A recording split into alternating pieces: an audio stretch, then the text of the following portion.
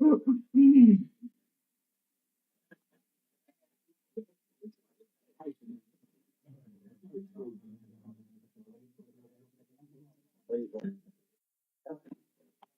think it's crazy. I think it's crazy.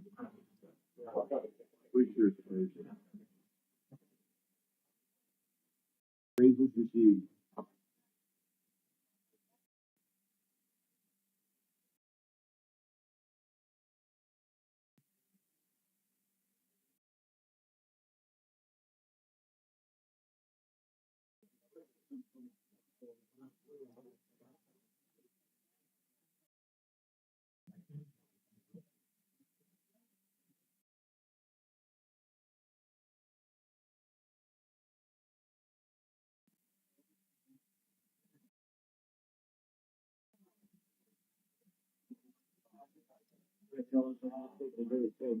Don't screw with that.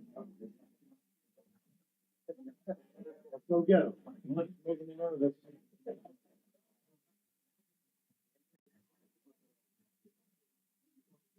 Yeah, but he's coming.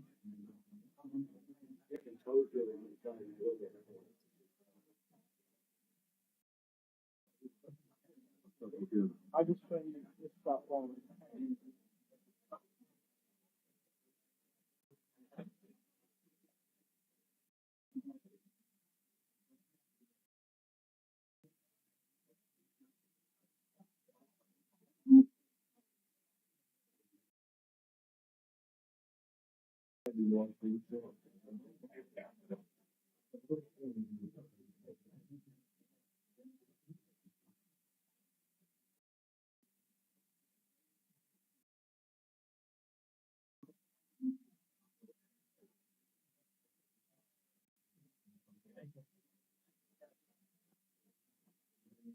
Yeah, what we do is something there. It's going to be out. It's going to be so then, not the people.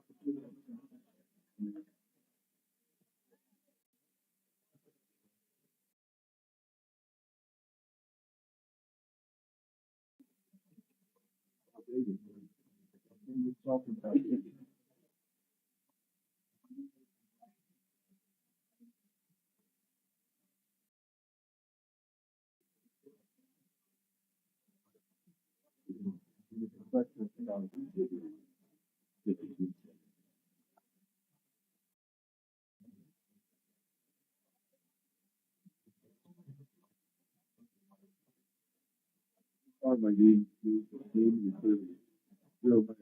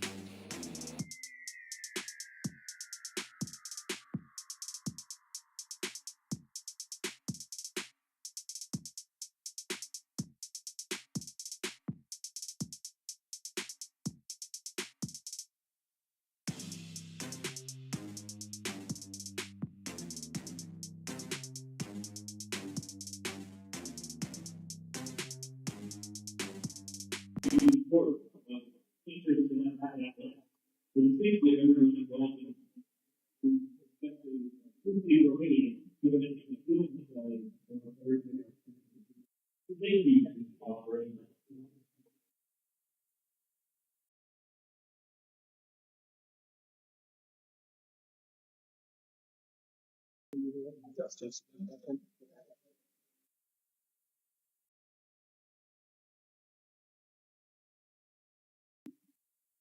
It's just as splendid. But we can hear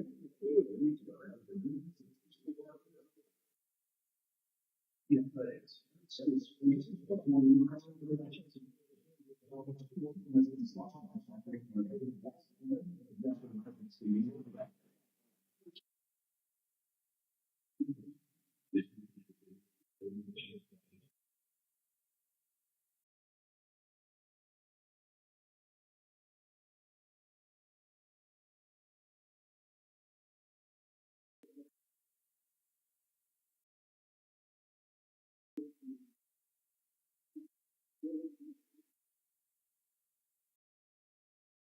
Good morning, everyone. Welcome to Akron, Ohio, and our coverage of the 96th annual OHSAA Baseball State Tournament. We greet you from Canal Park, the home of the Akron Rubber Ducks, and this weekend, the home of the OHSAA Baseball Championships.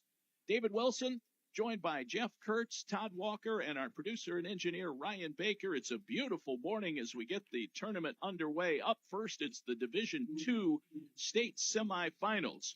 We'll lead off with Hamilton Badin taking on the Padua Franciscan Bruins. Later on, it will be West Branch against Indian Creek in the second Division II state semifinal.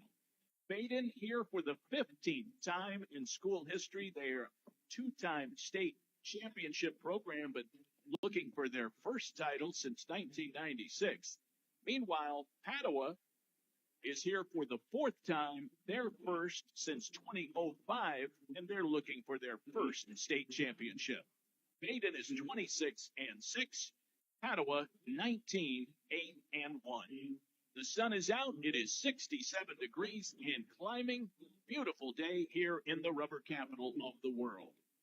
Our pregame show will continue in just a moment. We'll start to break down these teams as we give you a preview of this Division II state semifinal. We'll start with the Badin Rams. First, let's pause for these messages from the Ohio High School Athletic Association. This is the state baseball tournament on the NFHS network and the OHSAA radio network, and it's all brought to you by Chocolate Milk.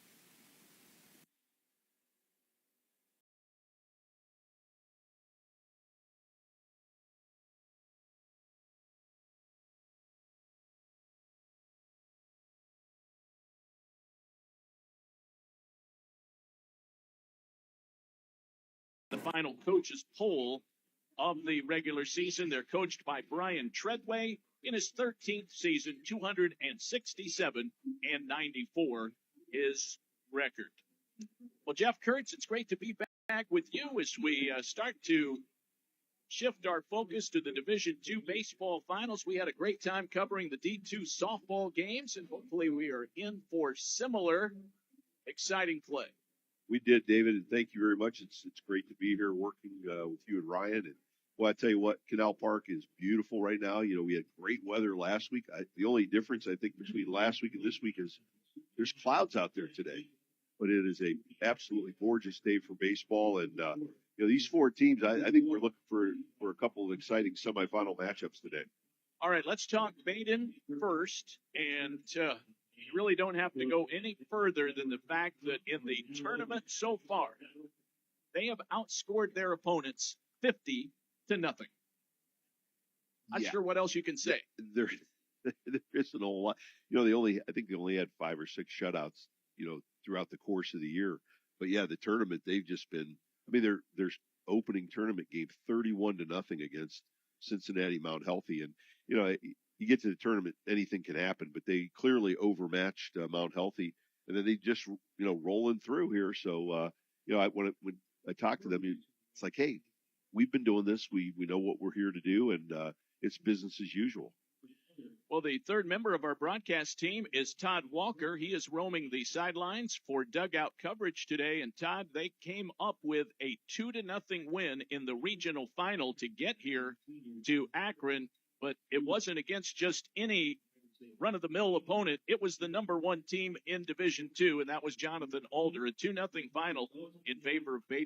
Yeah, you know, I talked with Coach Treadway about that, and I said, you know, Coach, sometimes you win a big game like that in a regional final, 2 top 5 teams, and you kind of feel like you won the state championship. And he said, you know, I can see where you're coming from, but he said, we went into that game thinking we're the number one team in the state. And that's not said with, you know, any arrogance. This Badin program's been near the top of D3 for a number of years. And he said this team feels like they have unfinished business. It's no good to knock off Jonathan Alder in the regional final and then come here and not finish their business. So this is their 10th trip back here since their last title team in '96, which Coach Treadway played for. So they feel like they've got something to prove here this weekend in Akron. Great stuff, Todd. We'll check in with you again in a couple of minutes. Chandler Taylor is the leadoff hitter for Badin. He had the hit in that win against Alder. He was 1 for 3 in the regional final with an RBI, sitting .357 on the year. The opponent for the Rams, the Padua Bruins, out of the Cleveland area. We'll talk about the Bruins when we come back on our pregame coverage in just a moment. Let's pause for these words from your local stations. You're listening to the state baseball tournament on the NFHS and OHSAA radio networks, brought to you by Chocolate Milk.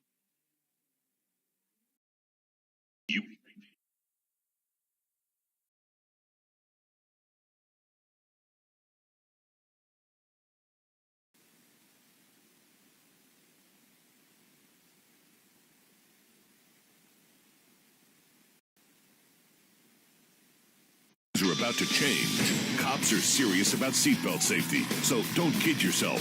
Buckle up every time or get a ticket. Click it or ticket. Paid for by the U.S. Department of Transportation. The game is over, but this time, instead of asking how many goals did you score or what were your stats, try asking these questions. Were you a good teammate? Were you coachable? Did you give 100%? And did you have fun? Because those are the values that school sports instill in Ohio's young people, where winning and losing are secondary to the life lessons that will stay with kids long after their playing days are over. This is the Ohio High School Athletic Association. Educate through sports. Man, I loved playing high school sports growing up. And it's fun being a fan now, don't get me wrong, but sitting in the stands feels like I'm missing out on all the action, you know? I wanted to get back in the game, so I signed up to be a high school official. It takes me back to my playing days. I'm supporting students, and I get paid to make the big calls. Do you want to see the game up close? Sign up to become an official in Ohio at highschoolofficials.com. Hey, Dad. Yeah. You remember that ball game we went to a couple years ago? Sure. And how you didn't have enough cash for 2 hot dogs, so you walked with me on your shoulders until we found an ATM? And then when we got back to our seats, we never saw the hot dog guy again. Well, I don't remember all that. Yeah, that was an awesome game. You never know which moments will be the ones they'll remember forever, so take time to be a dad today. Learn more at 1-877-4DAD-411 or visit fatherhood.gov. Brought to you by the U.S. Department of Health and Human Services and the Ad Council.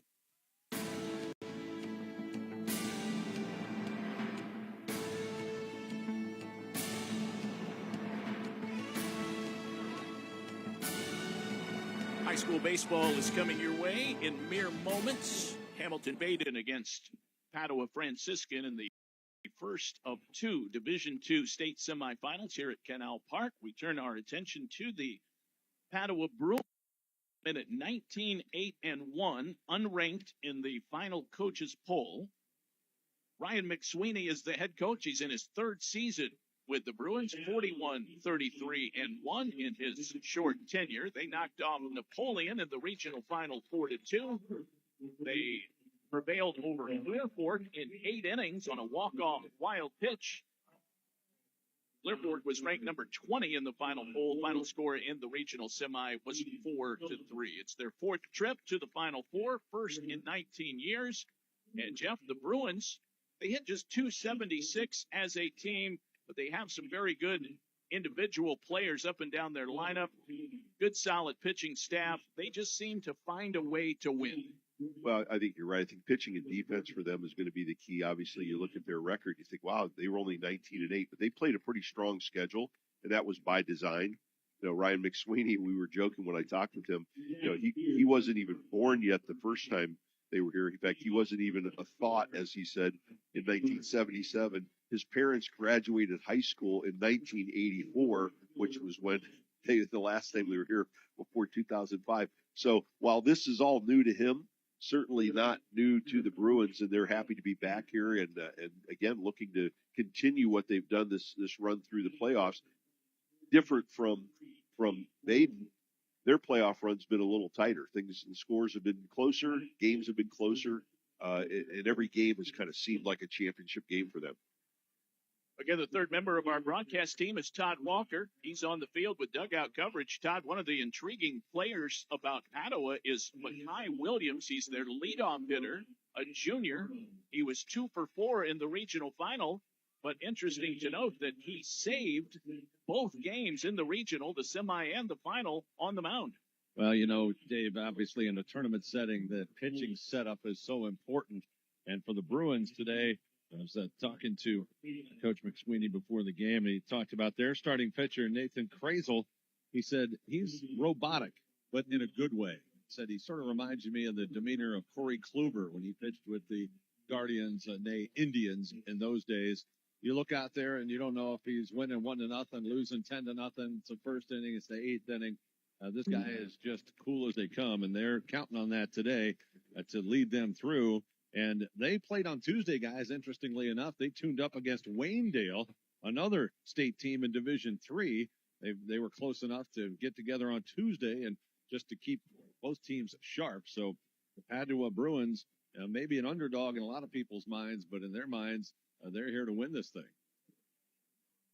Yeah, Padua will send Nathan Krazel to the mound in this state tournament semifinal. He's 6-2, a 156. Badin will counter with Caleb Dreesen, the sophomore, who is 6-1, a 177 ERA. So both starters will come into the state tournament with very similar records in ERAs. Before we continue our pregame discussion of Badin and Padua, let's pause 10 seconds for station identification on the OHSAA radio network.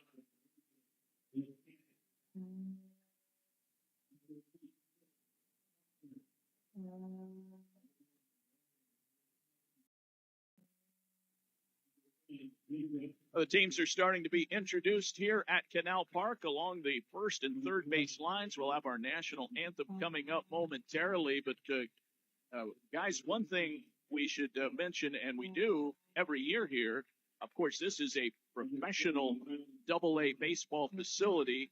The dimensions are deep. It is a pitcher's ballpark, even by professional standards. And so, Jeff, we'll start with you. I don't think we're going to see any home runs. That would be an anomaly for the state tournament, one every once in a while. But generally speaking, you're not going to hit one out of here. Yeah, I mean, it's going to take a poke to get it out of here. We got a little bit of a breeze working today right now, but the breeze is kind of blowing left to right.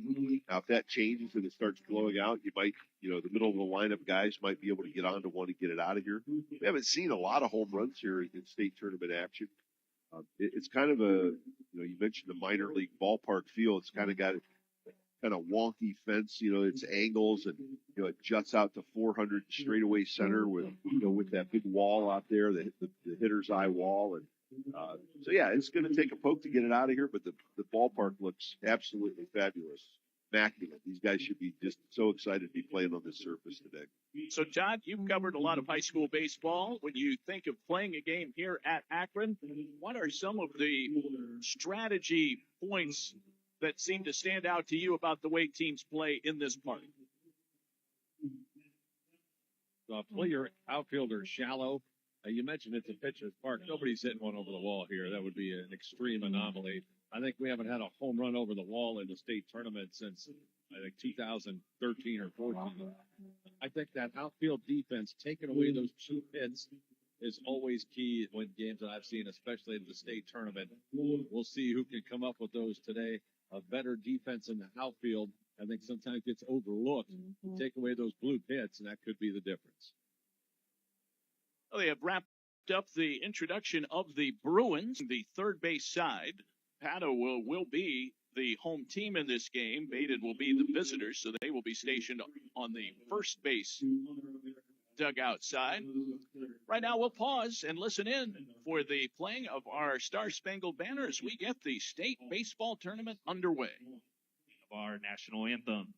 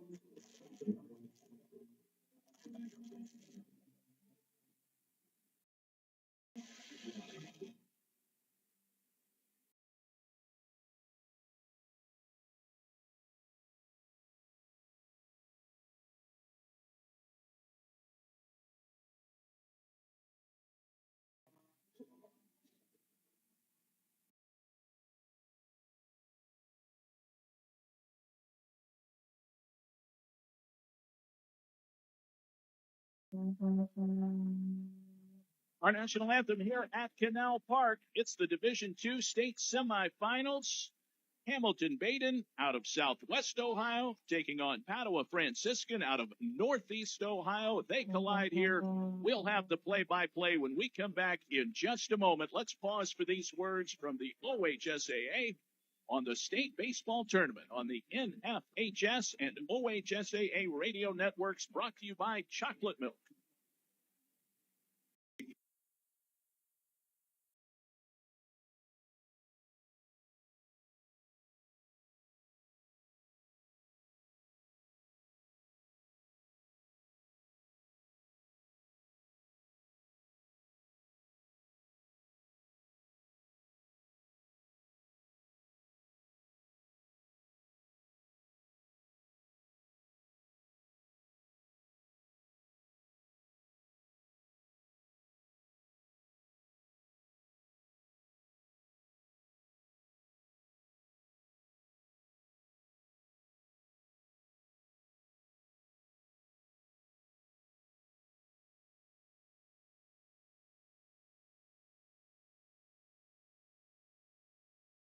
Support throughout the season.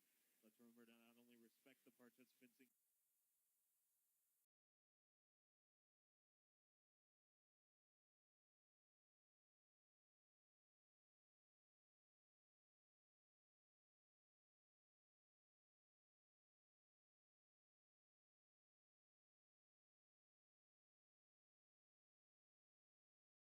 It is time, baseball fans, time for Division II state semifinal action from Akron, Ohio, and Canal Park. We welcome you back to our continuing coverage. It's the 96th annual OHSAA Baseball State Tournament. 4 crowns will be awarded by Sunday evening, and we'll start it out with the Division II ball games. David Wilson along with Jeff Kurtz in the booth, Todd Walker on the sideline, and Ryan Baker at the controls. The Badin Rams headed to the plate to lead things off against Nathan Krazel, the junior. He is 6-2 on the year, a 1.56 ERA, making his 11th appearance, his 9th start. 63 Ks, 11 walks in 53 2/3 innings. In the regional semifinal, he went 5 2/3 innings, gave up 7 hits, 3 runs, 1 earned, walked 1, and struck out 6. That was against Clearfork. Badin in their black uniforms and green helmets will send Chandler Taylor to the plate. He's the center fielder. He'll be followed by Chase Luby, the right fielder. Kyle Anderson, the catcher, will hit third. Then it's Kate Bowling at the hot corner. Austin Buckle playing second. Jeremiah Carmella will hit sixth, the DH. Lower third of Xander Arnold at first, Austin Bangan at in left field, and Cooper Ollis at shortstop. Again, the Rams hitting .354. We're ready to go. 67 beautiful degrees. Krazel pitches, and the first pitch is high for a ball, a little bit inside, and away we go. Getting this one started at 10:06 Eastern Time. Next pitch. That's high and outside for a ball. Taylor, the sophomore, hitting .357, 4 home runs, 20 runs batted in. He has 4 triples. Lefty hitter against Krazel. The right-hander fires outside for a ball. It's 3-0. We get just a little bit of break from the sunlight as we start this game. Some puffy clouds overhead. Very comfortable and warm.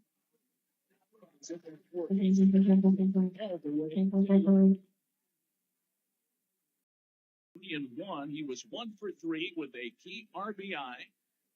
And Badin's win over Jonathan Alder, 2-0 in the regional final. There's strike two.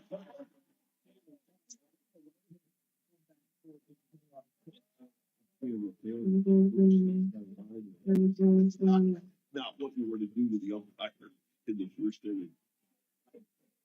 Pete Piatola is our home plate umpire. We'll give the rest of the crew momentarily. Here's the payoff. And does come in low. It is a leadoff walk. Beats the way today's game begins. Taylor Ford, he has 9 steals on the year. Jeff, thoughts on Nathan Krazel? How will the Rams get their hits against the right-hander? Well, Krazel's going to throw, low to mid-80s. He's got a 4-seam fastball, likes his curveball and his changeup. Good control, and he's going to be around the strike zone, so they got to jump in there and get ready to hit. Here's Chase Luby. Takes the ball low. It's 1 ball and no strikes. A .395 batter. The junior is not homered. 24 runs batted in. He was 1 for 3 in the regional final as well. And a lob throw over to first where Taylor dives back. And you're exactly right, Jeff. Only 11 walks for Nathan Krazel in 53 2/3 innings. So the walk to lead off this ball game, a little out of character. There's another pickoff throw, a little closer this time, and Taylor dives back. I'll tell you what, that doesn't one hop him over there. I think he's got that Taylor picked off. And he's shaken up. He's holding his right arm. Todd Walker might have had a better look at that. He's taking his lead again. Todd, did you pick up anything? Jeff is right. If that did not bounce, they had him picked off. So there you go again. He's got to be careful. I think they're sending the message. We know what you want to do here. Badin lives by pressuring your defense, a lot of bunting and stealing, and obviously the Bruins know that. He's taking a big lead over the throw. And again, not in time. There is no limit on throws to first in high school baseball. Luby showed bunt on the first pitch. You got to expect him to try and move Taylor over into scoring position early in the game. Lucas Belange tied at third. The bunt is fouled. It came back and got a piece of catcher Yuri Bolina. Rest of the umpiring crew, again, Keith Biatola behind the plate. Todd Blackman is at first. Kirby Kaiser at second. And Ron Fuller is over at third. They'll all be making the impartial calls in today's game, Jeff. Here we go. We got all those impartial calls. You know, Luby's a guy that was kind of a platoon player last year. He actually batted ninth for them as a sophomore. 2-0. Runner takes off. The bunt is executed back to Crazo. He picks it up and throws to first. He can get the out. It's a sacrifice for Taylor. Let's off with the pitch. So runner in scoring position, one out here in the top of the first. We have no score between Badin and Padua here in the D2 state semifinals. Taylor got a huge jump there after 3 or 4 throws over the first. Leads the team with 18 stolen bases, so you got to be watching him all the time. But yeah, he took off real early. He had a great jump. Here's Kyle Anderson, the catcher, batting .418, no home runs, 18 runs batted in. He also had a hit in the regional final, 1 for 3. Badin team hitting .354 as a group. So they scoreless game, but Badin threatening early. Razel pitching, a swing and a miss. Balls and 1 strike. Defensively, Lucas Belange over at third. Zach Zemla is the shortstop. Amy LeBron at second base. Spencer Sedlecki is at first. It's the infield alignment for the Padua Bruins. 0-1. The pitch. And another bunt is fouled at the plate. Taylor was really secondary division. 4 balls, 2 strikes in the outfield. In left field, you have Trey Martin, Mackay Williams in center, Matt Lowe in right. The aforementioned Yuri Bolina is the catcher. And Nathan Brazel on the mound. A .928 fielding percentage for Padua. They have committed 47 errors on the years. Foul back on a high fastball, and it's 0-2. Brazel, I think, a little bit nervous early, Jeff. He walked Chandler Taylor, and now starting to zero in a little bit. He's pounding the strike zone against Kyle Anderson. Cade Bowling is on deck.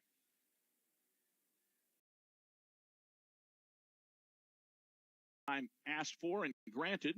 Kyle Anderson backs out of the box. Anderson's got, he's full of color up there at the plate. He's got the pink bat. He's got the multicolored fluorescent shoes.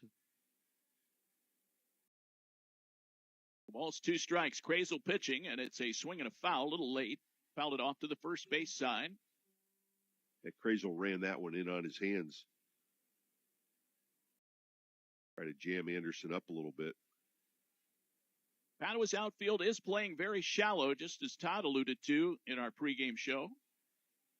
It's an expansive outfield, 400 feet to straightaway center field. The corners are very deep as well. Here's the 0-2, and it's a line shot back toward the middle, backhanded by LeBron, gets up and throws to Sedlecki and records the out. That does move Chandler Taylor over to third base, but a heck of a play by Manny LeBron up the middle on the backhand. Nice job by LeBron going down on a knee. That ball zipped right past Crazel. Well, nice defensive play. I guess, Jeff, we would expect somebody named LeBron to make some nice plays in Akron. Here's Cade Bowling, left-handed hitter, third baseman. He's a junior. Crazel working with a man at third, a wave and a miss. Snuck the fastball by him. Bowling hitting .302. No home runs and 28 runs batted in. No score. We're in the top of the first inning, just getting warmed up here at Canal Park. 1 pitch. Chopped on the ground. It's a fair ball up the first base line, picked up by Crazel. He throws to first in time, and that retires the side. So the Badin Rams threaten, but they do not score. No runs or hits. No errors. 1 man was left on base. Happening in the books in the D2 state semifinals. It's Badin 0 and Padua coming to bat. Let's pause for these words from the OHSAA on the NFHS and OHSAA radio networks, brought to you by Chocolate Milk.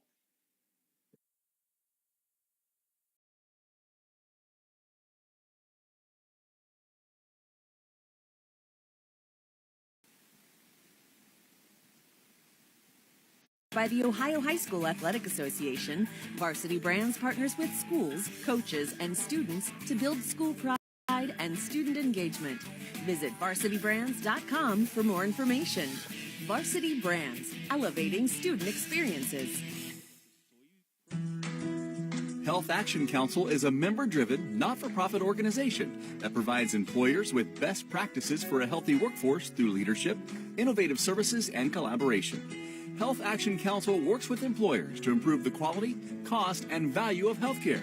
The Ohio High School Athletic Association and Health Action Council invite all Ohio schools to join us for the Healthy Kids Step It Up Challenge. Find out details at healthykidsgo.org. Check out the OHSAA on social media. Follow at OHSAA Sports on Facebook, Twitter, Instagram, and TikTok.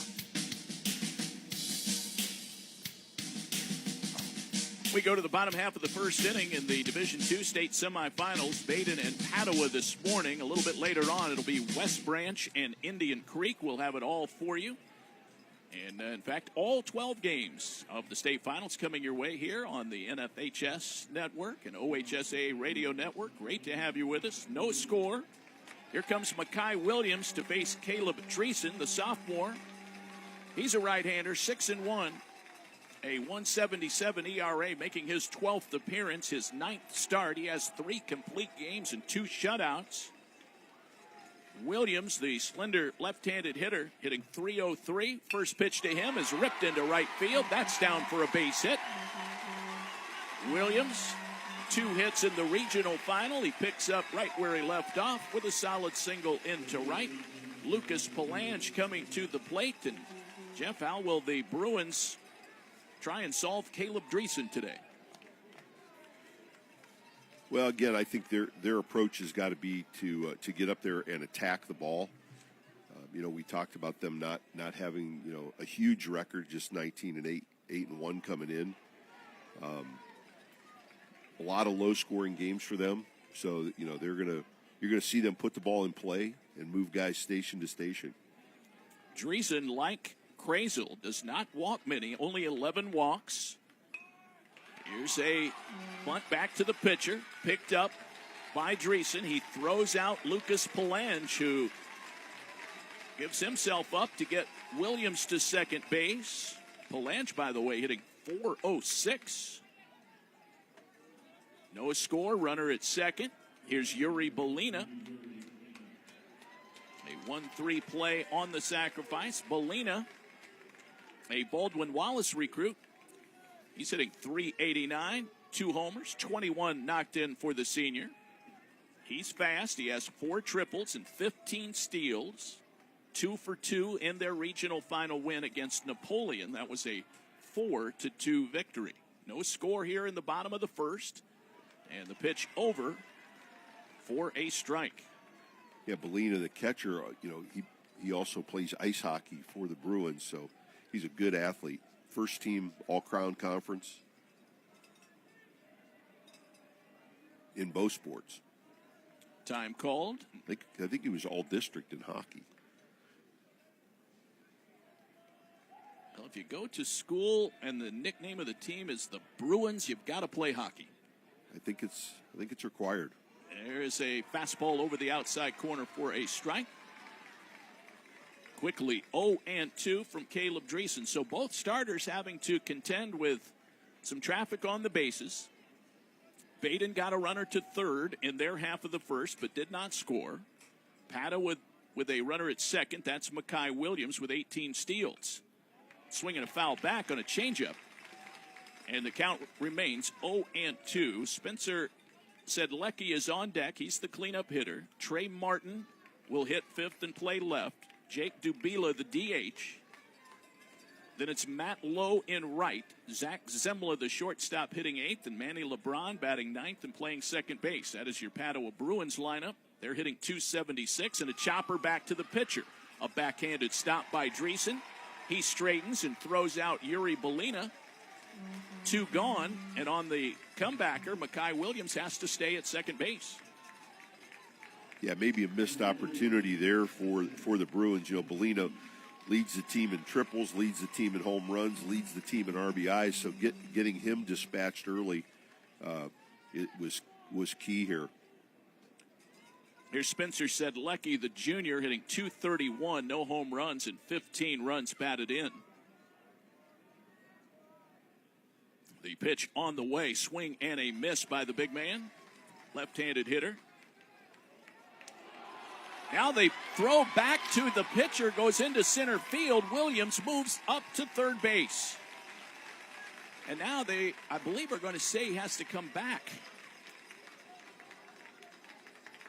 They're sorting this out. Looks like the second base umpire, Kirby Kaiser. He's saying that, I think he's saying time was out, but we'll check in with Todd Walker. See if Todd heard anything going on down there. Yeah, they're saying that was a foul ball. Okay. So it was a dead ball. So a foul tip on that first strike. Sedlecki batting with 2 outs, 1 on, no score. A fake move back towards second base by Dreesen. Trey Martin on deck. Padua batting here. Here at the Final Four for the first time since 2005. Called strike. That's 0-2.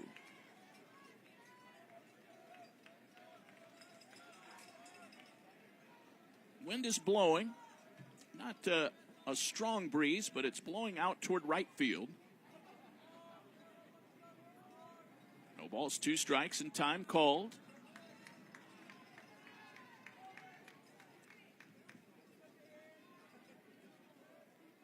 Sedlecki was 0 for 4 in the regional final. The pitch, and he takes it low for a ball. It's 1 ball and 2 strikes. Cade Bowling is at third base. Cooper Ollis is the shortstop. Austin Buckle at second. First baseman is Xander Arnold. That is the Badin defensive alignment on the infield. 1 ball, 2 strikes. The right-hander delivers. A wave and a foul tip at the plate. We'll do it again at 1 ball and 2 strikes. In the outfield, Austin Bangan is in left. Chandler Taylor in center. Chase Luby in right. The catcher is Kyle Anderson. And on the mound, Caleb Dreesen, the sophomore, the right-hander in the regional semifinal. He pitched a gem, a complete game, 7-inning performance, 4 hits and 9 strikeouts. That was against Clear Fork. Pardon me, that was against Indian Hill. 4-0 the final in that game. It's taken high for a ball. Remember, Badin has outscored their opponents in the state tournament so far 50-0.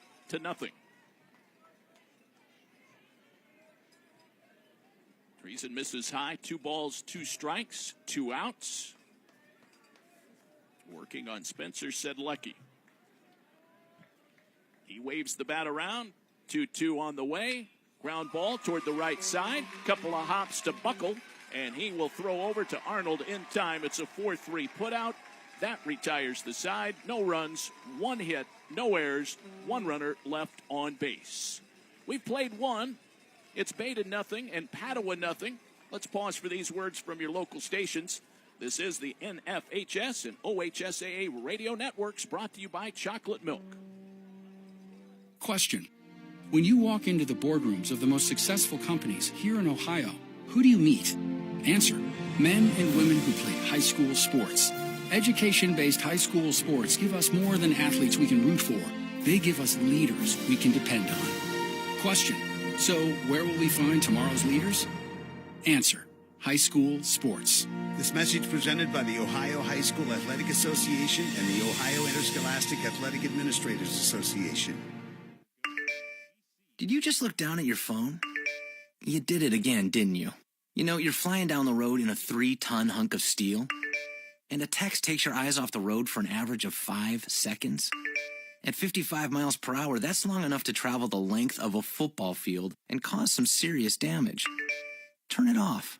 Trust me, whatever it is, you'll live. Learn more at StopTextStopWrecks.org. Brought to you by the Ad Council and the National Highway Traffic Safety Administration.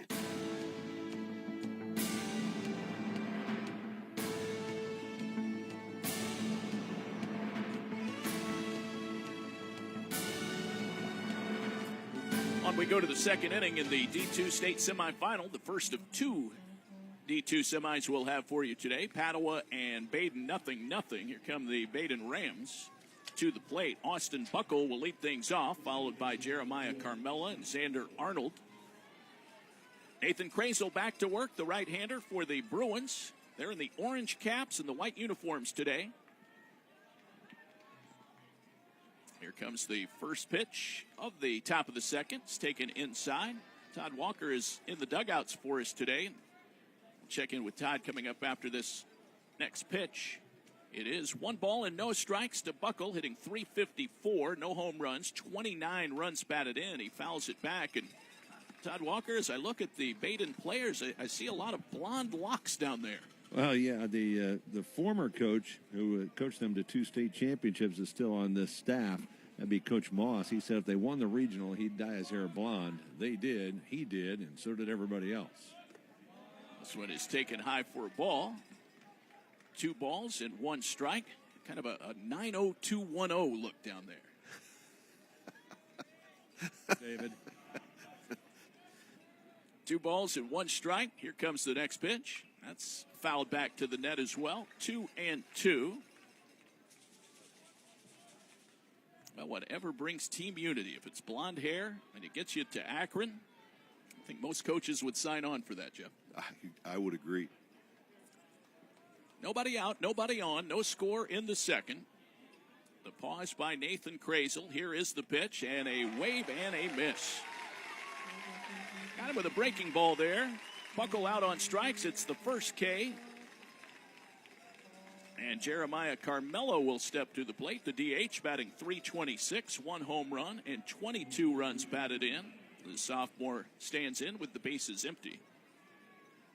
Guys, I'll get your thoughts on this. It seems to me, covering high school baseball, obviously, if you got a stud pitcher, he can dominate. We've seen that here at the state finals over the years as that fastball catches the inside corner, 0-1.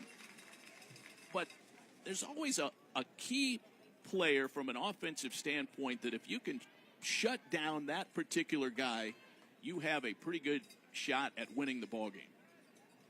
This pitch, grounded toward the middle. That's going to be a tough play. Fielded behind second. LeBron throws, but not in time. It skips away from Sedlecki. The play is backed up by Bellina. It does not go out of play. No further advancement for Carmella, who had to bust it down the line. LeBron showing some pretty good range there, but could not get Carmella, who has a hit. That's the first of the ball game for Badin.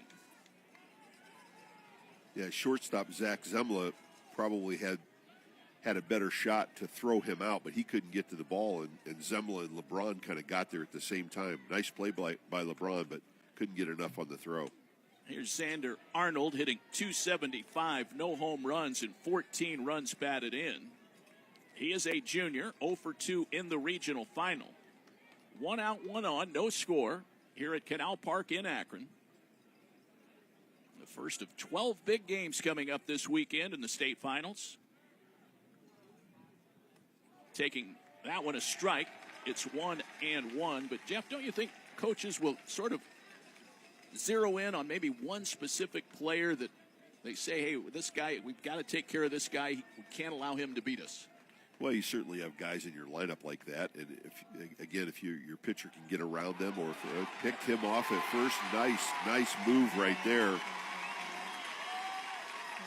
Well, we've seen some very close calls back in the first inning when Chandler Taylor was aboard. This time, Jeremiah Carmella gets picked off, 2 outs. Xander Arnold at the plate with a 1-1 count.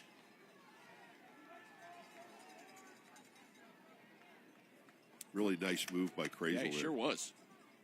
This one high and inside. Todd Walker, what's your thoughts on trying to neutralize maybe the key offensive player in a high school baseball game. Well, I think that's right on the money, David. But the other thing is you got to neutralize base runners. That pickoff right there, that's huge when you got to play a lot of small ball in a state tournament against great pitching. You got to make those type of plays, and they couldn't make the great defensive play on the play behind second, but they erase it with the pickoff, and that could loom large as this game continues.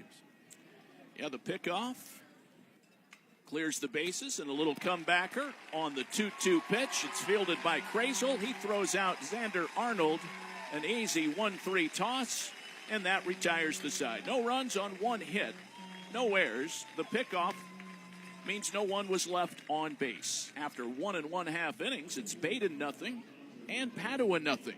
Right now, we'll pause for these messages from the OHSAA on the NFHS and OHSAA radio networks, brought to you by Chocolate Milk. You practice hard, you play hard, you're always reaching for your goals. You reach for the next point, the next yard, the next win. And after the game, reach for low-fat chocolate milk. It has the fluids to rehydrate you, the right mix of protein and carbs to refuel you, and the vitamins and minerals to help you build strong bones and bodies. Fuel up with chocolate milk. For more information, visit drink-milk.com. Welcome to the home of Gridiron Legends, the newly renovated Pro Football Hall of Fame in Canton, Ohio. Walk among the immortals of football inside the Hall of Fame gallery. Here you can stand face-to-face with the men who built America's game. Relive the greatest moments of Super Bowl history in the Lamar Hunt Super Bowl gallery and stand before the Vince Lombardi Trophy, while the NFL Today gallery is home to the NFL's most recent record-breaking moments. Plan your visit to the Pro Football Hall of Fame today at ProFootballHOF.com. You're listening to the State Championship High School Baseball Tournament on the Ohio High School Athletic Association Radio Network. We have no score as the Padua Bruins come calling in the bottom half of the second inning. Trey Martin leading things off against Caleb Dreesen here at Canal Park in Akron. It's the Division II state semifinals. First pitch in there at the knees for a strike from Caleb Dreesen. Trey Martin, Jake Dubila, Matt Lowe are the scheduled hitters. Zach Zemla if they get someone on base. This one taken inside for a ball. It's 1 ball and 1 strike. Martin's a converted catcher, moved to left field this year, 2-year varsity letter winner for the Bruins. This one waved at and missed. Had him out in front. 1 ball, 2 strikes. Took about 7 or 8 miles an hour off that changeup. This one a wave and a miss. Went back to the fastball. It's a strikeout. First K of the day for Caleb Dreesen. A good time to get some more thoughts on Caleb Dreesen from Todd Walker. Yeah, guys, I was talking with Coach Treadway before the game. He said that Caleb has just an electric energy, a positive attitude. He just sort of exudes that positivity and energy, and they really feed off of that when he's on the mound. First pitch swinging. Jake Dubila, the DH. 375 batter. No homers and 1 RBI in only 6 ball games. And Todd was talking about having some energy. Jake Dubila, Jeff, he is excited just to be back on the field. Yes, he is. Next pitch. That is taken a little bit low. 1 ball, 1 strike. They were scrimmaging right before they left for spring break. He gets hit by a pitch, steals second, steals third, and on the steal at third, he caught a cleat and broke his ankle. So as you mentioned, missed basically the whole season. And this is a kid who is a returning all-district player in the outfield for them. He was 2 for 4 in their regional final. The pitch from Dreesen. Sharp ground ball to second. Austin Buckle fields, drops it, recovers, and then still throws out Dubila at first. So all's well that ends well for Austin Buckle. And Matt Lowe will step to the plate. 2 up, 2 down here in the second. We have no score. Almost a collision there at first base as the throw took Xander Arnold across the bag, knocked his sunglasses off his hat. They kind of bumped elbows there. In softball, Jeff, we have the double bag at first, but they do not do that in high school baseball, at least not as of yet. The pitch to Lowe is low, and it's ball 1. He's a 203 batter, no homers, 5 runs batted in, 0 for 3 in the regional final. He's a senior. Matt Lowe, right-handed batter. Dreesen fires it in there. Another fastball down low, and it's 2 balls, no strikes with 2 outs. Sun comes back out on this beautiful morning here in Akron. Temperatures back down into a more comfortable level. This one taken outside for a ball. 3-0. Last few days in the northeast part of the state has been very hot, sort of unseasonably hot and humid, but very nice today for the start of the state tournament. Here's the 3-0. That is down the middle for a strike. 3-1. You know, I've always been of the opinion that you don't have to shovel humidity. This one fouled away, out of play. That there has never been a truer statement. Really, I don't think any high school baseball player ever wants to hear the words too hot. No. No, we spend most of our spring praying for the rain to stop. 3-2.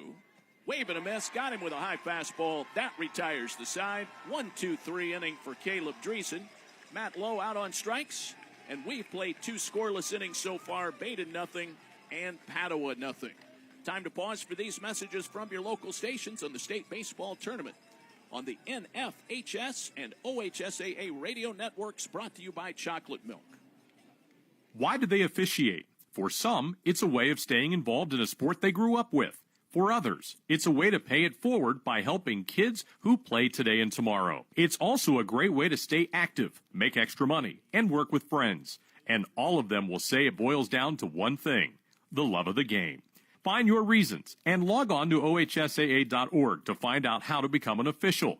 You'll be glad you did. This is the Ohio High School Athletic Association. Educate through sports.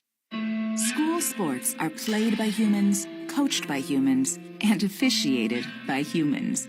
So the next time you're sitting in the stands at a school athletic event, please remember this and maintain your humanity, especially when it comes to judging and critiquing athletes, coaches, and officials. Please show your fellow humans some respect.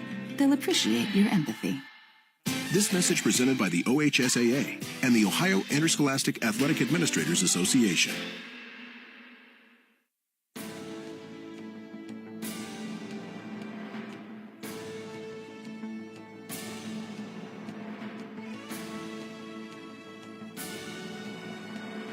On we go to the 3rd inning. Badin and Padua doing battle here in the Division II state semifinals at Canal Park.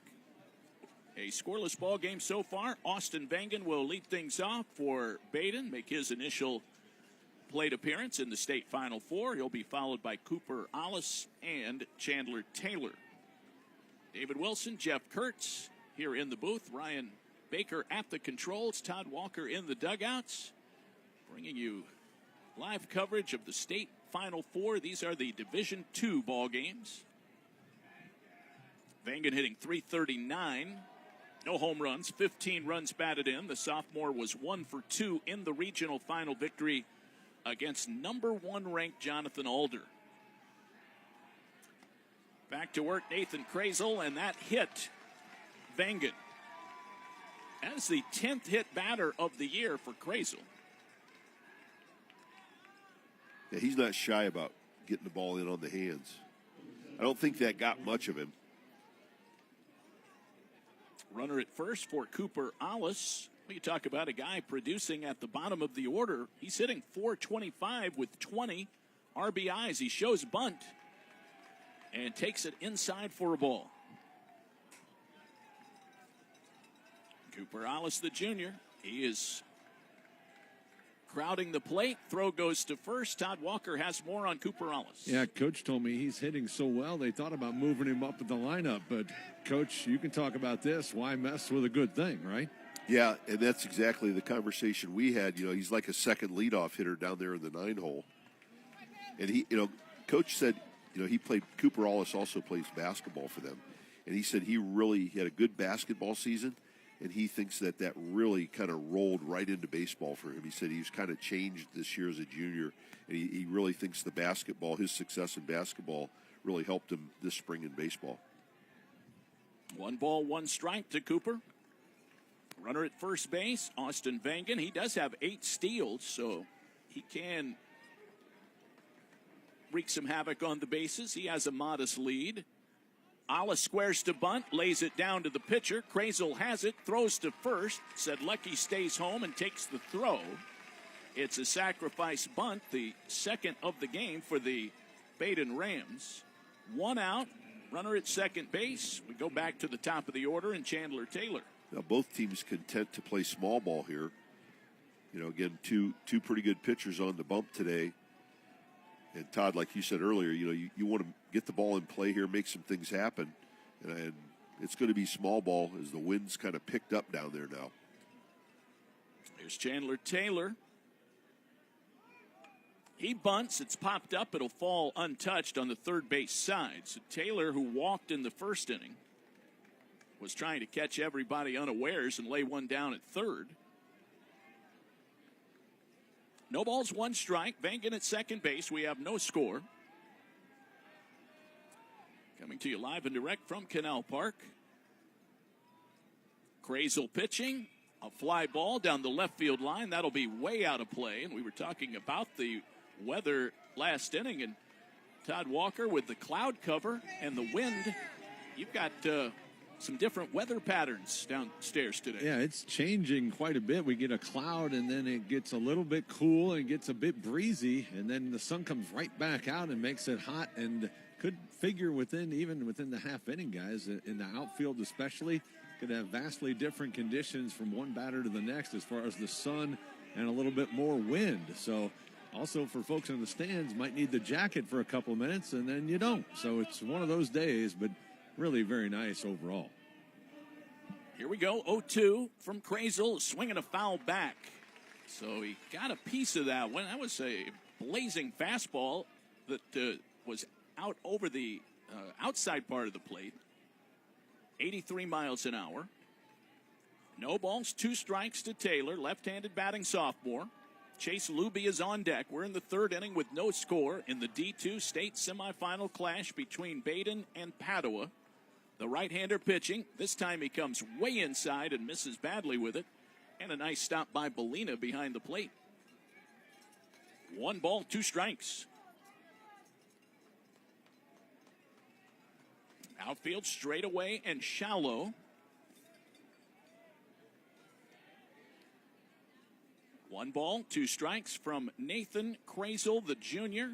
For the Padua Bruins, he kicks, he fires, and a ground ball to shortstop. Zemla charges in, picks it up, wings it to first, not in time. Chandler Taylor making the safe call as he crossed the bag. He hydro it there down the right field line. He threw his arms out to signal safe, got about 15 steps past the bag and fell down. He's all right. So he loses some style points, but gets the hit. And here's Chase Luby with runners now at first and third. Vangen moves up. This is the highest level threat so far for Badin. First and third, 1 out. Throw goes to first. And Taylor is back. Well, do you expect Taylor to take off and try and draw a throw, Jeff? I think he's ready to run anytime he's out there. He stays put. That's high for a ball. He's getting a huge secondary lead. So this is potential double steal territory for the Badin Rams. Chase Luby laid down a sacrifice bunt back in the first. No score in the third. The pitch. That's taken high for a ball. Krazel definitely needs to keep an eye on him. You don't want to, with runners on the corners, obviously you got to, keep your head in the game here. But he threw over 4 times the first time he was on. Well, he's got a good hitter's count now. 2-0. Runner goes. Pitches outside. They will throw down. The throw is caught on 1 hop. Zemla applies the tag, and Taylor is out. Vangen did not break for the plate, and so now 2 outs with a runner at third. A very nice scoop by Zemla, the shortstop, And he put the tag on the spikes of Chandler Taylor sliding in. Well, great quick release by Belina and an awesome scoop and tag on that play by Zemla. Called strike on the 3-0, so now it's 3-1 to Chase Luby. All of a sudden, 2 outs, runner at third, and a real opportunity here for Krazel to work out of the jam. A check swing. He went on it. It's only 2 strikes. He was taking off toward first, but it's now a full count, 3-2 to Chase Luby, the junior. One of the things Treadway said he likes about Luby is that he says he doesn't think he just plays. He's loose and easy, and he loves that about him. A swing and a miss, went after a ball in the dirt, scooped up by Belina. He will tag Luby, and that retires the side. So after first and third with 1 out, Badin fails to score. No runs, 1 hit. No errors. 1 runner was left on base. They have stranded 2. We go to the bottom of the 3rd inning. Badin nothing. Padua nothing. We'll pause for these messages from the OHSAA on the NFHS and OHSAA radio networks, brought to you by Chocolate Milk. EA Graphics is the official state tournament merchandise partner of the Ohio High School Athletic Association. EA Graphics is on-site at OHSAA tournament contests with t-shirts, sweatshirts, hats, and many other apparel items. And it doesn't end when the tournament is over. Check out OHSAA tournament merchandise online at shopohsaa.com. That's shopohsaa.com. EA Graphics and the OHSAA. Wear a piece of history. Hi, I'm Anthony Munoz.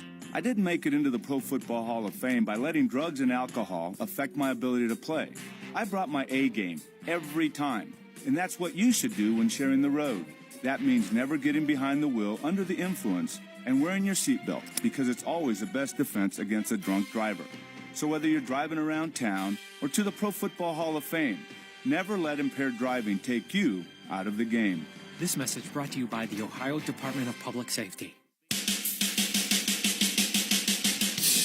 Get state tournament photos, programs, apparel, DVDs, and more in the OHSAA Fan Guide. Find it at ohsaa.org. Well, the Badin Rams threatened but did not score in the top of the 3rd inning. So here come the Bruins now. Zach Zemla will lead things off, followed by Manny LeBron and Makai Williams. David, we have a special guest here in the booth. Padua Athletic Director Kevin Lee popped in, good friend of mine. He's here enjoying the Canal Park action as the Bruins have extended their season. Chopper by Zemla. It's a Baltimore chop. It comes down to Bowling at 3rd, and then he throws a rocket over to 1st to get Zach Zemla out. A chopper, and Bowling just waited patiently. It was like catching a pop-up, and he throws out Zemla. Manny LeBron will step to the plate. I wanted to go down to Todd Walker on Zemla briefly. Todd, you had a pretty good look at that great catch and tag out at second base. That was a big play in the top of the 3rd. The first pitch to LeBron is a called strike. Yeah, I don't know what was tougher, picking it off the short hop or getting the tag as well. And that's 2 runners they've erased. We talked about that earlier, a pickoff and a caught stealing. Well, LeBron fouls it back. Manny LeBron hitting .227 in the number 9 hole. No homers, 8 runs batted in, 10 steals. LeBron 0 for 2 with a sac bunt in the regional final against Napoleon. That one's inside for a ball. 1-2. That one caught Anderson, and he's hurting. The catcher walking that one off. I didn't see really where that caught him, but he's holding his left arm.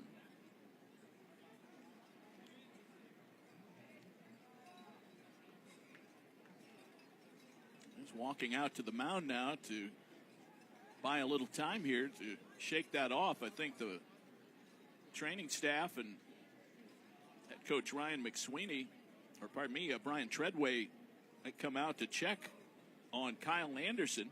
He's hollering out there asking him if he's okay. Trainer's still, now he's going to come out of the dugout. He only makes it to the edge of the grass there. He tells him, no, I'm good. Go ahead. Back in the dugout. Now Anderson's changing his mind.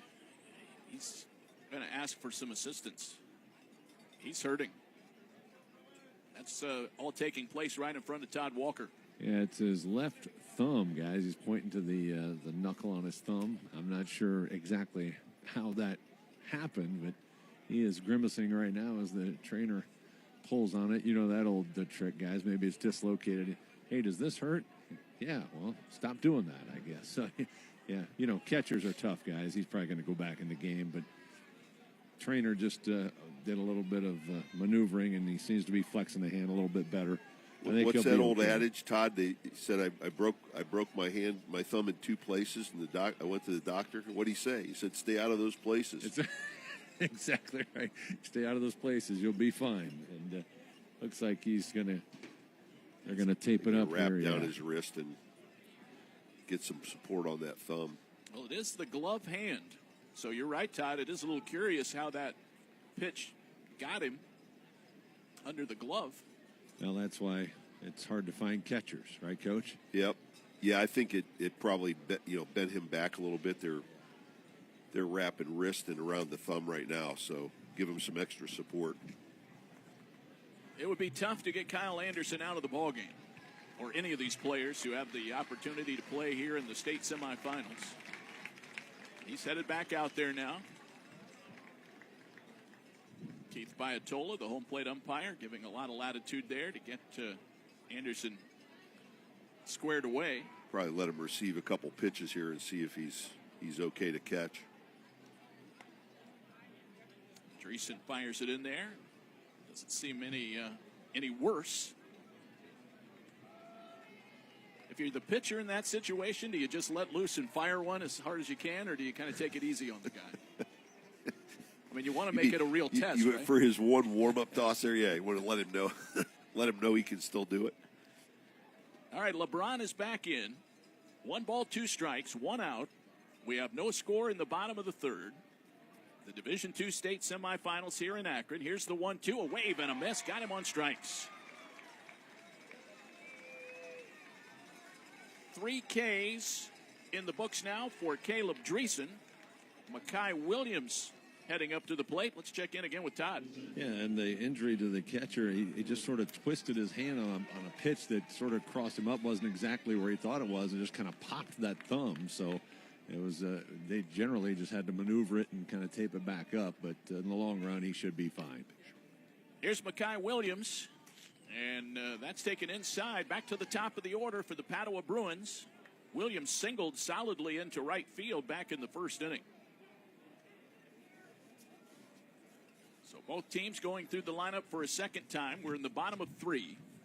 We have no score here at Canal Park. That one skips to the plate and comes up and hits Anderson, who blocked it. I think he blocked that one with his left arm, of course.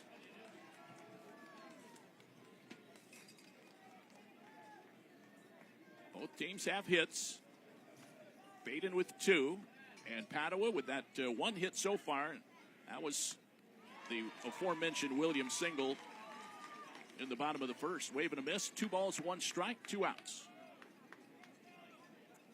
Great to be back here working with all of our OHSAA Radio Network team.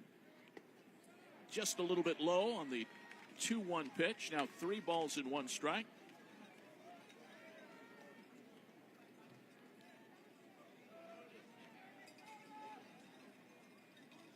(3-1). Dreesen with the wind whipping around. Now a ground ball sharply hit to first.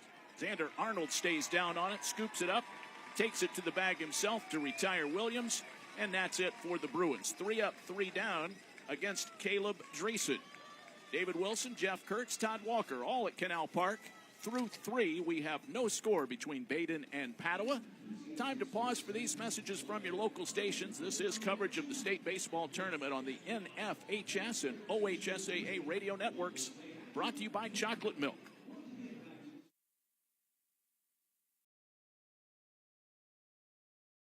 Run on the field. I love the fact that since he's been playing high school sports, he's making better decisions. And I love knowing that with the proper equipment, education, conditioning, and coaching, high school sports here in Ohio are safer than ever before. And that's something I really love. This message presented by the Ohio High School Athletic Association and the Ohio Interscholastic Athletic Administrators Association. So when you get to the corner of Smith and Orchard, you're going to want to take a left. Not going to then what you're going to do is turn onto Marcy Marcy and Brad just Avenue broke up, and go past the first apparently 3 she's lights happy and then about take it. the next left. I don't really then drive think 5 she's more happy, blocks but and you should be who there. am I to judge, right? Park on the right. That's I'll what see I you heard later last tonight. night. It's hard to concentrate on 2 things at once, like texting and driving. Stop the text, stop the wrecks. How will you stop texting and driving? Tell us at stoptextstopwrecks.org. Brought to you by the National Highway Traffic Safety Administration and the Ad Council.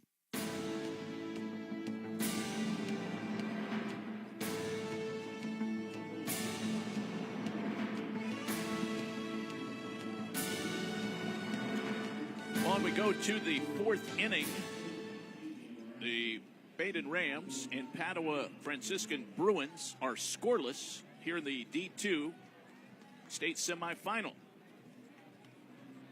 Now, Kyle Anderson is set to lead things off, but I believe he is not going to come up and take his at-bat. We'll check in with Todd Walker. Yeah, it looks like Cade Cummins is coming into the game. Yeah, the catcher Anderson really uncomfortable that last batter after the thumb problem. He came to the dugout in obvious discomfort. They've continued to work on it. I think him batting for the rest of this game could be very problematic. Not sure if he'll be able to return and catch, but right now he's going to be hit for. We'll just keep an eye on that, see if they can get that pain under control and have him come back and at least catch. But that's a negative development for sure for Badin. Cummins in limited action. 11 games, and he shoots a base hit into right field on the first pitch. Cade Cummins with his 6th hit of the year, and he leads things off with a pinch hit single in the top of the 4th inning. That is the 3rd hit for the Badin Rams. Scoreless game, and here comes Cade Bowling. That's when coaches feel like a genius, when you pull that guy off the bench and comes in there and whacks one right away. I know how to pull the right strings. That's what Brian Treadway is saying right now. Here's Cade Bowling. He squares around already. Takes it low for a ball, and it's 1 ball and no strikes. So right now your totals, no runs, 3 hits, no errors for the Badin Rams. No runs, 1 hit, no errors for Padua. Badin batting, top of the 4th. There's the bunt, and it is fouled at the plate. It did roll out into fair territory, and Yuri Belina was ready to throw to first, but must have hit off his foot. I don't know if, Todd, if you had a better angle on that, but unfortunately, guys, I was watching Anderson and didn't see the play, but the home plate umpire was on it right away. Obviously, it must have either hit him in the box or brushed him as he came out there. So we're going to get a little discussion, but clearly, right from the start, home plate umpire was there to kill it, and now they're going to. Well, I think McSweeney. I think just what you just said. I think McSweeney thinks, had a foot out, and they're all going to confab on this in the middle of the infield. Yeah, that's the only reason you would bring your other guys in, is to see if maybe somebody had an angle where was he actually out of the box when that ball hit him rather than in the batter's box, because that changes it from a foul ball to an out. And so our crew is going to converse, and it's going to keep the call, which is predictable. it did not take long. And Ryan McSweeney will continue to ask Keith Biatola, but as you both alluded to, he called it right away. There was no hesitation. He threw up his hands, pointing to the ground. So an emphatic call without question. Yeah, the crew's not, unless they saw something that he completely missed, they're not going to overrule that, or even they're going to stay with the home plate umpire's call on that. He'll square around again. Low pickoff throw. Cummins goes diving back in there. Sedlecki saved an error. No score here in the 4th. If you're wondering, Cummins does have 1 steal on the year. The pitch taken outside for a ball. 2 balls and 1 strike, with Bowling squaring around from the left side on every pitch so far. He's trying to sacrifice the runner up. Palange ready to run in from third. Here he comes. The pitch. That's high for a ball. 3-1. Nathan Krazel back behind the backside of the mound and now climbs back up there. He's behind in the count. Cade bowling at the plate. Here comes the right-hander's pitch. And that is in there for a strike. So we've gone the distance now. 3 balls, 2 strikes. Austin Buckle is the on-deck batter for the Badin Rams here for the 15th time in school history.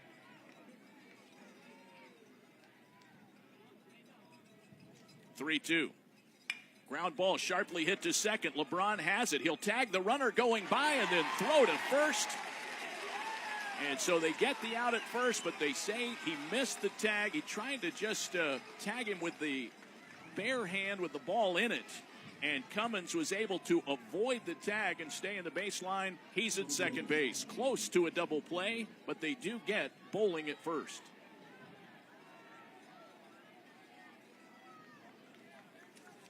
Austin Buckle will step to the plate.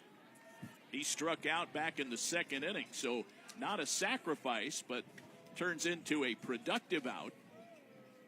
Crazel pitching and bunting. Buckle fouls it back to the right side, and Todd is continuing to monitor the situation with catcher Kyle Anderson.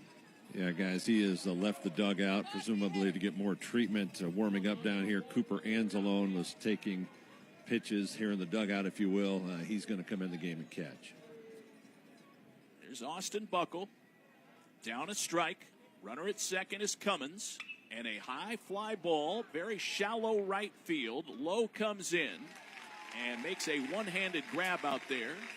That is the first chance for an outfielder today with that wind blowing. And Low handles it. Here's Jeremiah Carmella. Runner at second base. Go ahead, Jeff. Other than a couple of, foul balls sprayed away, that's the first ball hit in the air all day, anywhere. Jeremiah Carmella had an infield hit in the second inning and then was promptly picked off. Here's the pause by Crazel. And he will fire the pitch. It's fouled back. Let's pause 10 seconds for station identification on the OHSAA radio network.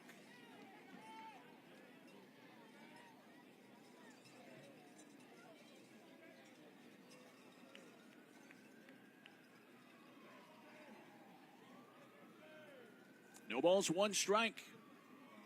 The pitch to Carmella. That's taken inside for a ball. Or did he call that a strike? It was a ball, 1 strike.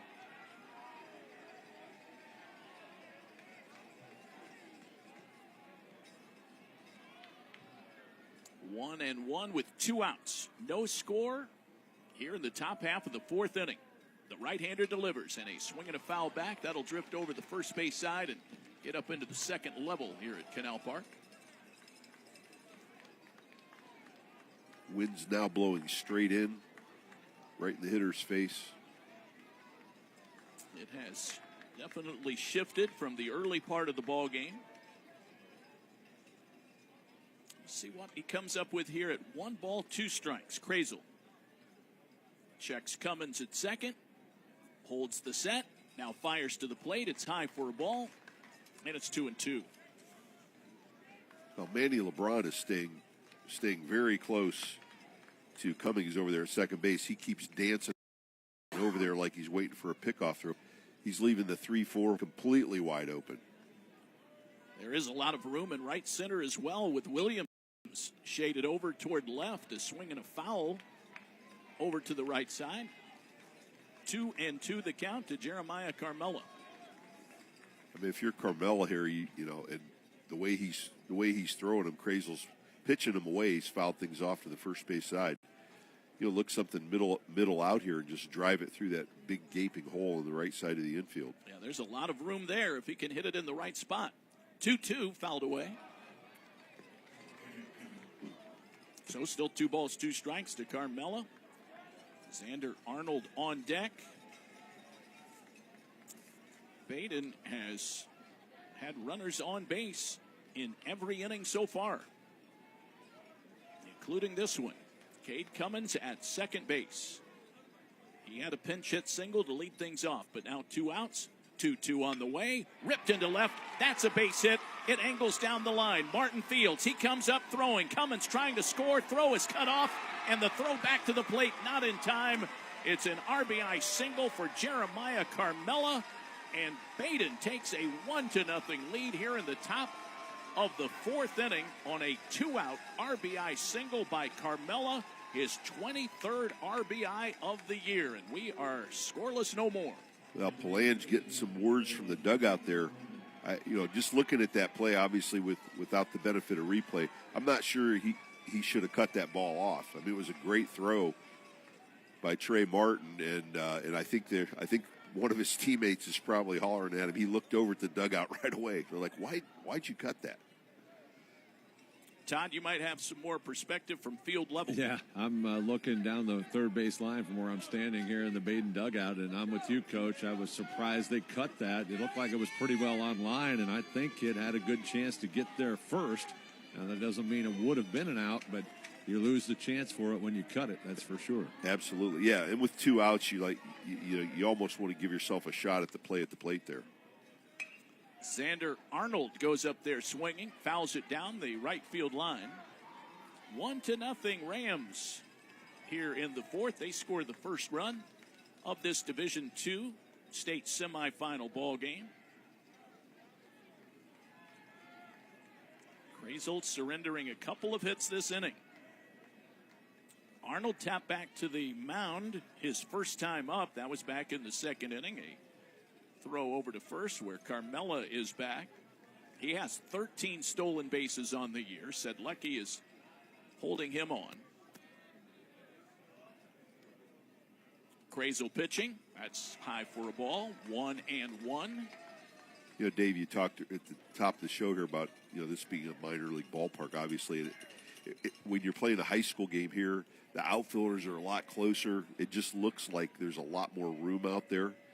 Huge gap in right center. Yeah, you've got Williams shading toward left on most of these right-handed hitters. If they hit one with authority through the gap into right center, it would almost assuredly be an inside-the-park homer. Yeah, Lowe's up and right. He has moved off the line a little bit. And LeBron now isn't, with nobody at second, obviously he's back, but he's still playing shaded a little bit up the middle for a second baseman, so there's a lot of room on that right side.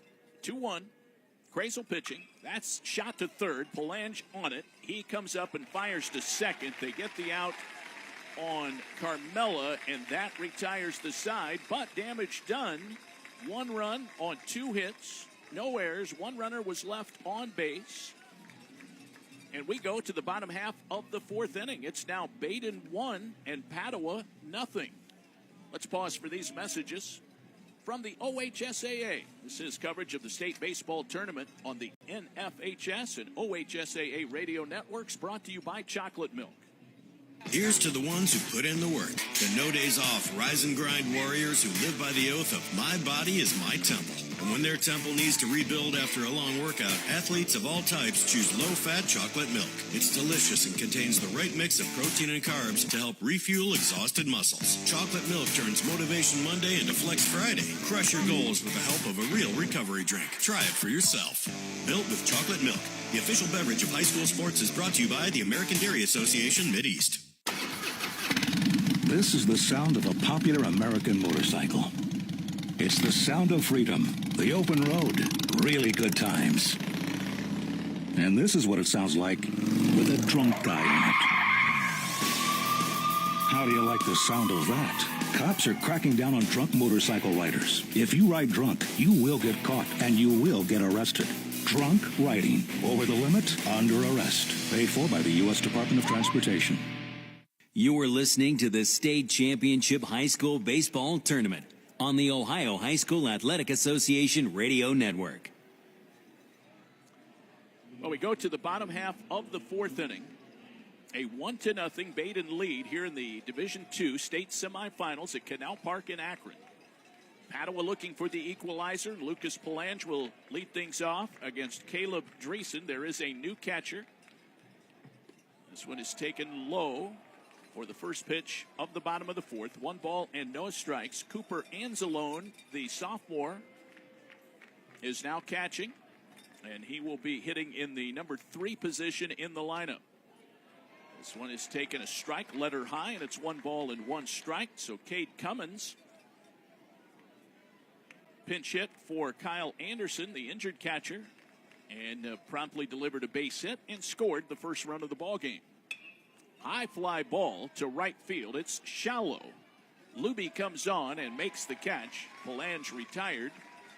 That's the first out. One gone in the Padua fourth inning. Yuri Bolina will step to the plate. You got an idea there, Dave, with how strong the wind is. That pushed that ball nearly into foul territory. Bolina hit a comebacker in the first inning. They'd love to get this guy on base. He has good speed, 15 steals, 4 triples. So he can leg him out. 1-0 Badin here in the fourth inning. The pitch is in there for a strike. 0-1. And Bolina pretty quick for a catcher on the bases.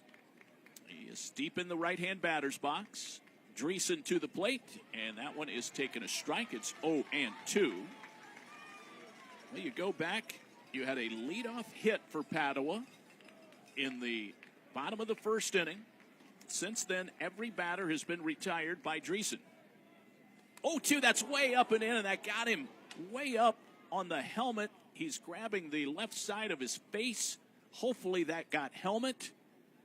But he is face down in the batter's box right now. That one came up and in, and you're just now hoping for the best for Yuri Bolina, who was struck by that pitch.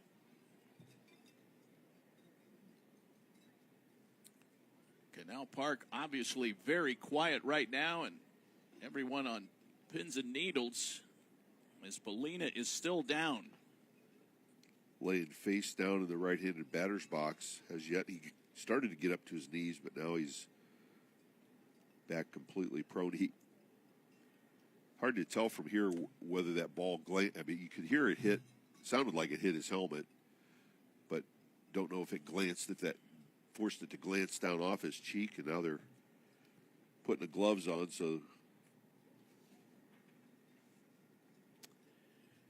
Well, I was keeping an eye on the monitor here, Jeff. I did not see a replay to get an idea if that ball got him, but I'm just guessing from the reaction and the attention that he is getting, that must have gotten him on the face. He's bleeding, I can see on the ground there, and now they've got him up on his knees and turning over, but they've got the gauze pad out there. Well, another injury has taken place, our second of this game. And that came up and got him in the nose area. Todd, can you tell if that glanced off the helmet right in, glanced down into his cheekbone and his nose? That's what it looked like from here, Coach. I think it kind of caught the ear hole area of the helmet and then sort of glanced down, and it looks to me like it might have caught him in the nose and caused a bloody nose or somewhere in that area. So I think the good news is he's obviously bleeding is bad, but he appears to be very lucent and not shaken up in any way other than probably scared half to death. You just hope for the best for his condition. And then from a baseball game standpoint, that's 21 RBIs and a 389 hitter that Padua hopes to keep on the field, but I would say that is very unlikely at this point, Jeff. Well, anytime you get hit in the head like that, you got to check. Once you get the bleeding stopped here, you got to check and see if he's showing any signs of a concussion at all. And there's just no latitude on that anymore. Right. You always have to err on the side of caution if there's any indication at all. They're going to take him out. Bryden Spellacy will be the pinch runner, and he is a catcher. So you would surmise that he would just stay in the ball game and catch. They are getting Yuri Bolina up right now. He is on his feet and headed back to the dugout. And walking back completely under his own power. He gave a hand slap to Spellacy as he ran. So each team has lost a starting catcher. So we're waiting on Sedlecki to come to the plate. This reminder, fans, with Taunus, the best way to keep up with the OHSAA tournament bracket scores and news from around the state is to go to the OHSAA website and our other social media platforms, Facebook, Instagram, Twitter, TikTok, and YouTube. www.ohsaa.org is the website. You can also purchase state tournament tickets, photos, and merchandise. Connect with the OHSAA so that you can stay connected. With that long delay, they're giving Caleb Dreesen a few warm-up tosses here. Well, that obviously was a direct hit, and Yuri Belina is out of the ball game. Here's Spencer Sedlecki. He grounded out to second back in the first inning. 1-0 Badin. Sedlecki jumps on the first pitch, fouls it out of play, left field side. 1 strike. So Spellacy running. And again, a lot of room on the right side as Xander Arnold is holding the runner on at first. Runner takes off, pitches a ball, throw to second, and plenty of time. Cooper Allis takes the throw. Anzalone just in the game at catcher. And he throws a perfect throw to the bag at second. And Spellacy is out, 2 gone in the inning. Sedlecki now batting with the bases empty. Here comes the pitch. That's outside for a ball. 2 balls, 1 strike. Oh, he had Cummins come into the game.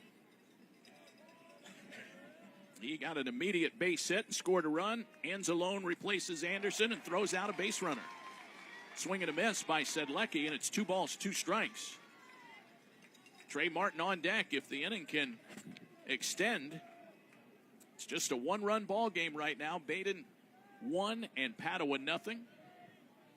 Here comes the next pitch. Bouncer toward first. Arnold waits on a couple of big hops and steps on first after fielding the ball. An easy out, and that retires the Bruins. No runs, no hits, no errors, a hit batter, a caught stealing, and no one left on base. We've played 4 complete. It's Badin 1, 0. Time for these words from your local stations on the NFHS and OHSAA radio networks, brought to you by Chocolate Milk. I can't believe we have to make this commercial. It's ridiculous. You'll think it's ridiculous too. Listen to this. This commercial is about, well, it's about parents being rude at high school athletic events. Ridiculous, right? It gets worse. Studies show more than 75% of new high school officials are quitting because of bad adult behavior.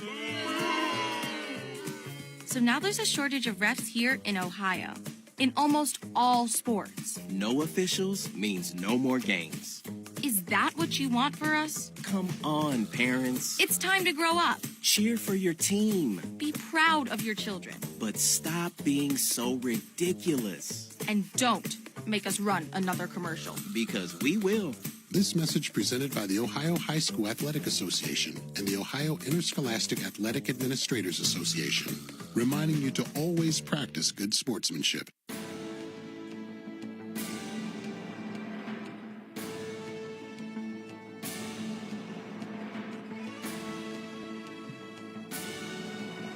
We appreciate all the great work by our producer and engineer here in the booth, Ryan Baker.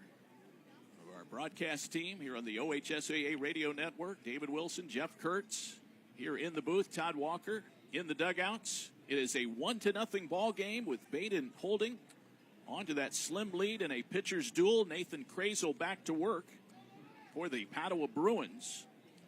Austin Vangen will lead things off.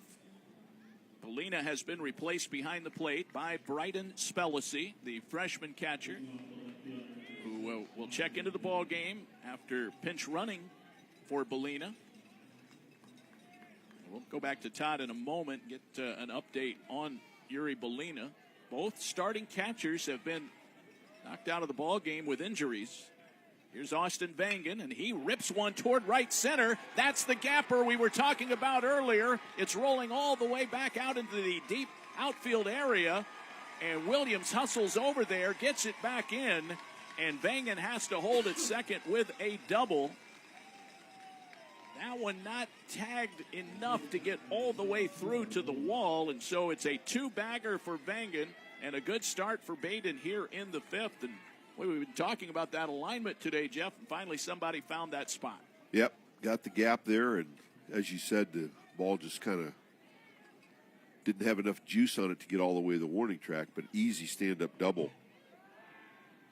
Cooper Alice will step to the plate with the runner at second base. Badin trying to add to their lead. It's 1-0 right now in the fifth inning. Crazo will try and buckle down here. They're getting the defensive alignment set up for Padua.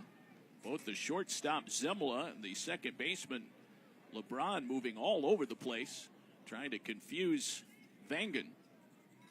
Showing bunt, pitches low for a ball. 1 ball and no strikes. Todd, what update might you have on Yuri Belina right now? Well, the trainer's talking with him. They had gauze in both nostrils, appear to have the bleeding under control. He appears to be very much lucid and not concussed at all, so we'll see if he can return to the game perhaps. Showing bunt again. Alice takes it 2-0. And now Spellacy will jog out and talk with Crazel. Razor-thin margins in most of these ball games in the state finals. They have built a 1-0 lead on the RBI single by Carmelo. And so if you're Padua now, you have to try and keep this a one-run ball game.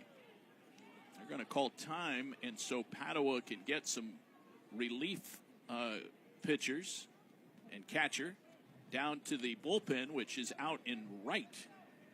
And so they've got to make the jog from the third base dugout all the way across. Yeah, you don't have the roster size in high school baseball like you do in, minor leagues or Major League Baseball, where all the pitchers are out in the bullpen already.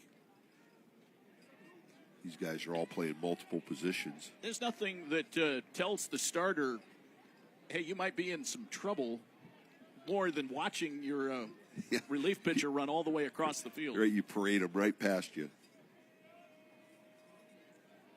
Cooper Alice already squaring around to bunt. Sedlecki charging. Pitches low for a ball. It's 3-0. Chandler Taylor on deck, top of the order as Badin threatens. Leadoff single for a double for Austin Vagan. Next pitch inside. It's a 4-pitch walk. So first and second. Nobody out for Chandler Taylor. They're going to get a visit to the mound here. Really the first time that Crazel's even shown like he's lost command of the strike zone. It was almost, Jeff, as if he pitched around Alice, even though he was trying to lay one down. Yeah, we talked about him being the 9-hole hitter, being like another leadoff hitter. He's the team MVP and, rock solid kind of kid who's had a really good year. And with the runner on second, now you set up an opportunity for a double play. Yeah, I think that's the thinking, Todd. Why just concede a runner over to third base when you could potentially set up a force and even a double play? Yeah, the only problem with that, guys, is now you got Chandler Taylor at the plate. Badin considers him their best hitter, so you got to pick your poison, I guess. But a leadoff double obviously puts the pressure on you defensively and on the mound to try and limit it, as they're already down 1-0, and this is a huge pivot point in this game right here. Well, here comes Taylor. Yeah, left-handed bat here now. We've been talking about that right center field gap. We'll see what the Padua outfield does here to set up for Chandler Taylor. Crazel buys a little more time as he steps off.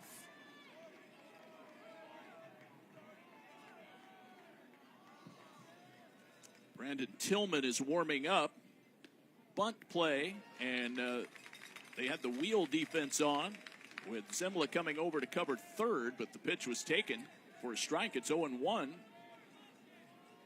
Zemla kind of took a weird route on the coverage. He's playing pretty deep, playing behind the runner at second. He's got a lot of ground to cover to get over to third. There's a pickoff play, and it is spiked in the dirt and bounces off of potentially the runner Vangen, and the ball went right to Zemla. So you got a little trickeration going on there. So Zemla is set up at shortstop. He's set up behind Vangen, the runner at second, and Manny LeBron, the second baseman, is cheating over towards the bag. Well, Zemla's coming behind Vangen and then cutting in front of him. It was fortunate for Padua that ball hit Vangen and bounced right to Zemla instead of going into center field. This pitch taken low by Taylor, and it's 1 strike. Again, he's up there squaring around to bunt to try to move the runners over. Chase Luby is on deck. Badin leading 1-0 here in the 5th inning. Well, if he can get a bunt down on the third base side, because Palange is playing even with the bag, and with Taylor's wheels, if he can get a bunt down on the third base side, it could load him up. Let's see what happens. They're going to talk it over a little more. Brian Treadway talking with Taylor. So the wheels are turning literally here. Well, Taylor leads the team with 35 hits, so he's a guy that's going to put the bat on the ball. 1 strike. Let's see if the bunt is still on. He's already squaring around. Krazel pitching. There's the bunt, third base side, but he laid it down foul. 1-2. Again, Brandon Tillman, he is a freshman warming up down in the pen. He's a right-hander, and he's heating up quickly. And now with 2 strikes, not likely you're going to have the bunt on. You want to get the ball to the right side here to move the runners up. Sedlecki is still playing in at first. Here comes the 1-2 from Nathan Krazel. Big pitch. And it's taken inside, but it got away. And Spellacy has to chase it down about 10, maybe 12 feet away from the plate, and it allows Vangen to move to third base. Yeah, not a good time for a pass ball there. The ball just squirted away a little too far for him to have a chance to make a throw. Yeah. They're still giving Taylor, for a left-handed hitter, they're giving him a lot of room in the 3-4 hole. He's got runners on the corners now. Big scoring chance. Nobody out. Badin batting in the 5th and leading at 1-0 here in the D2 state semifinals. Krazel pitching. The 2-2 is just a little bit low, maybe outside. A full count, 3 balls, 2 strikes. Be interesting to see here, even though there's nobody out, if they start Ollis on the full count. A lot of movement on the base paths. He stays put. The pitch is outside. It's ball 4. The bases are loaded, and the Rams have no one out. And they are poised to potentially make a major move in this game to take control as Chase Luby comes to the plate. So Luby is due. He is 0 for 1 with a strikeout. He had a sac bunt in the first. A .395 red-hot hitter. 24 RBIs on the season. And he takes it high for a ball, 1-0. Now, Krazel all of a sudden is just... he's thrown 8, 9 balls now in the last 2 hitters. Or the last 3 hitters.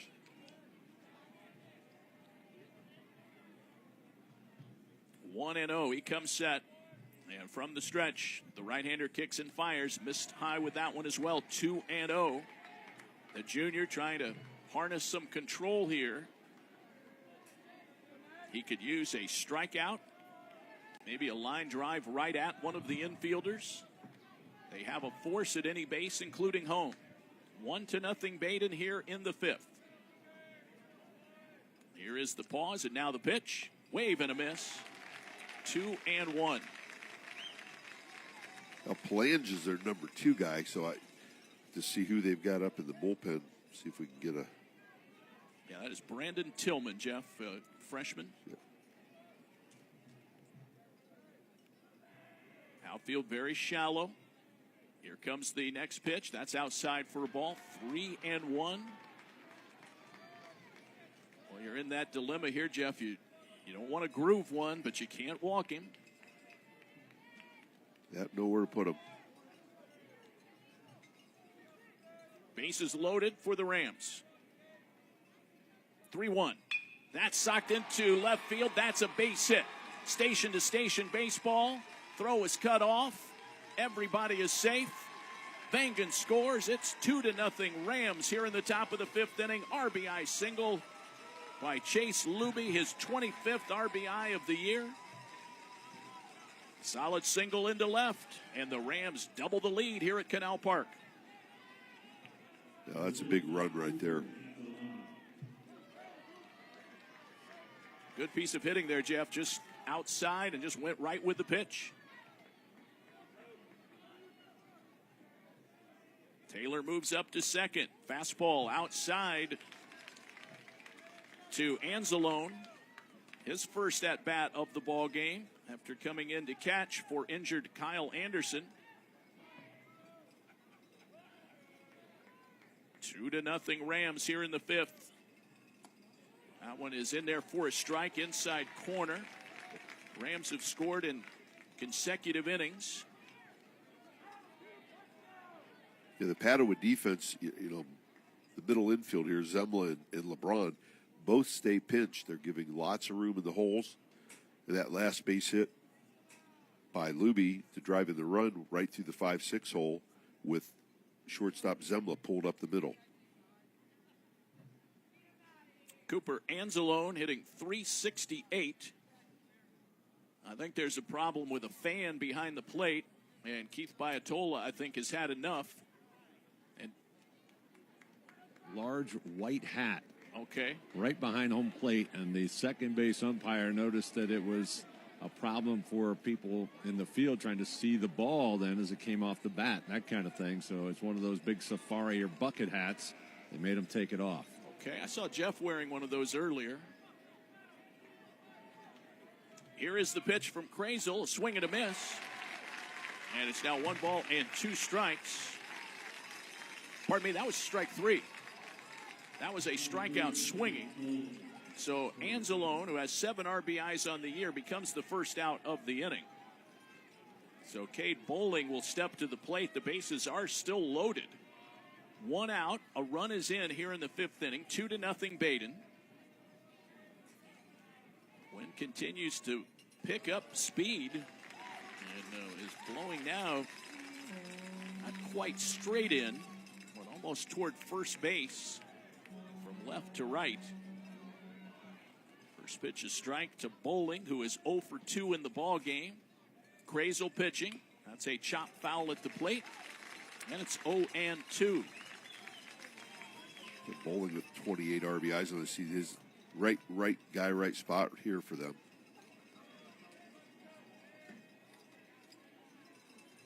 No balls, 2 strikes. 1 out, Badin hitting. He is a left-handed batter. Krazel, the righty, to the plate, way up and outside the strike zone. 1 ball, 2 strikes. 2 hits in the inning, 2 walks. Bowling batting with the bases full. Rams threatening to break it open here in the fifth. Krazel walking the tightrope. 1 ball, 2 strikes. That one's taken inside. 2-2. Chase Luby, the RBI singled to left field. He's stationed at first. Chandler Taylor at second. Cooper Ollis at third. Now 6 hits overall in the ball game for Badin as they try to move on to Sunday's D2 championship game. That's high for a ball, and it's 3 balls, 2 strikes. I think by now Tillman is more than ready.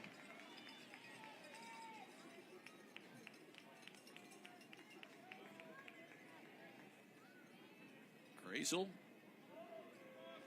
from the stretch position, the pitch. That's jolted out to deep right field, and it is going to be caught on the run by Lowe. He comes up firing back to the infield. It's plenty deep enough for a sacrifice fly. Bowling with a drive out to right. That makes it a 3-0 ball game. Give Bowling a sac fly on possibly the hardest hit ball of the day, but a great catch and right by Matt Lowe, who speared it with his back to the infield. Chandler Taylor down at second base now. He's kind of splayed out. So the runner Alice scores on the play to make it 3-0.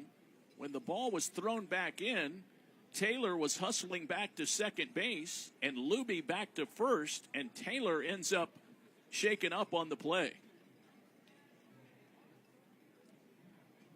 Now let's go down to Todd here and see what he saw. Very awkward, guys, as Taylor sprinted back to the bag. He was of a mind that ball was going to be over the outfielder's head, and they're working on his right ankle area.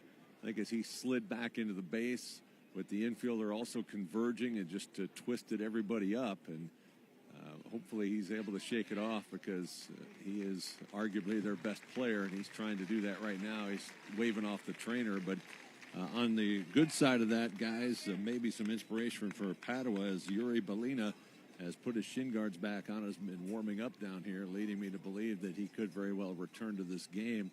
And as time has passed, you've seen some swelling on his upper lip and on his nose, where he took that ball that glanced off his helmet. And I think he's going to come back in the game. But it looks like Taylor's going to leave, though. The pinch runner is going to be James Brink. He is a sophomore.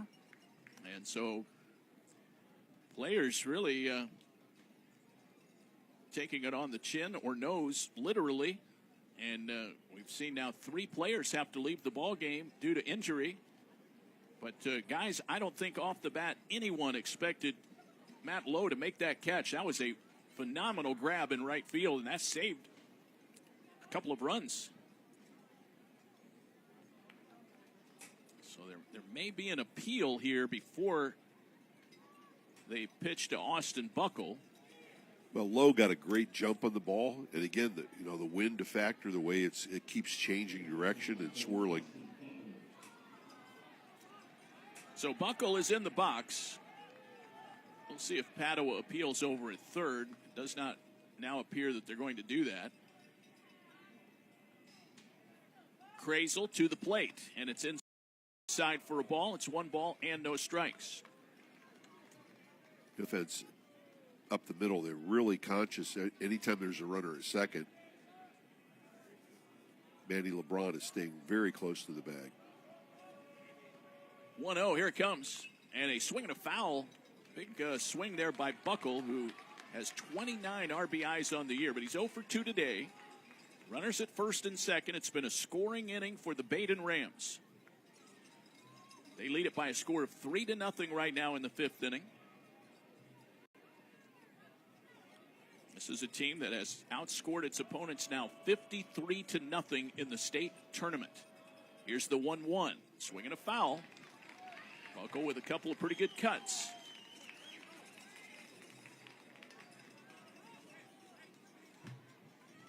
They've gotten to Nathan Krazel. 2 hits and a sac fly. He's walked a couple. There's been a pass ball. They still have Williams shaded way over toward left field. A lot of room in right center. Here is the pitch, and that's outside for a ball. 2 balls and 2 strikes. Now the cloud's really starting to thicken up here. It is the most overcast we've had. Quite a cloud deck over us. 67 degrees at the start of the ball game. Here comes the pitch, and that's inside and hitting. Got him right in the backside on the left leg, and Buckle is aboard. The 8th batter of the inning, Jeremiah Carmelo, will come to the plate. The bases are once again loaded.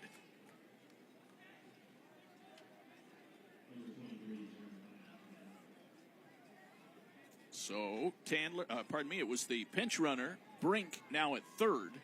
Luby at second. Buckle is at first. And Carmella, who is 2 for 2 with an RBI, is at the plate. And he takes a strike over the outside corner. Well, Krazel has thrown a lot of pitches in this inning, guys.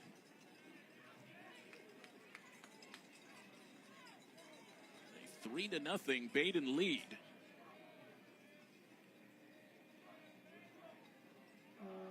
Next pitch. That one is way up out of the strike zone. Like that might have slipped out of his hand somewhat. 1 ball, 1 strike. Leadoff double by Vangen started this rally. They're looking for a 2-out hit here to add to a 3-0 lead here at Canal Park in the D2 state semifinals. This one fouled back to the net. Good rip there by Carmella, the sophomore. He's up to 23 RBIs on the year.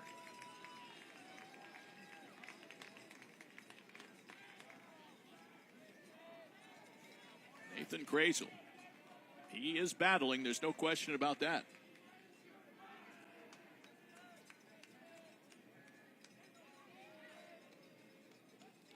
Let's see what he comes in here with 1 and 2 against Jeremiah Carmella. Fastball. Fouled back. Still 1 ball and 2 strikes. What's on your mind here, Jeff, at 1 and 2?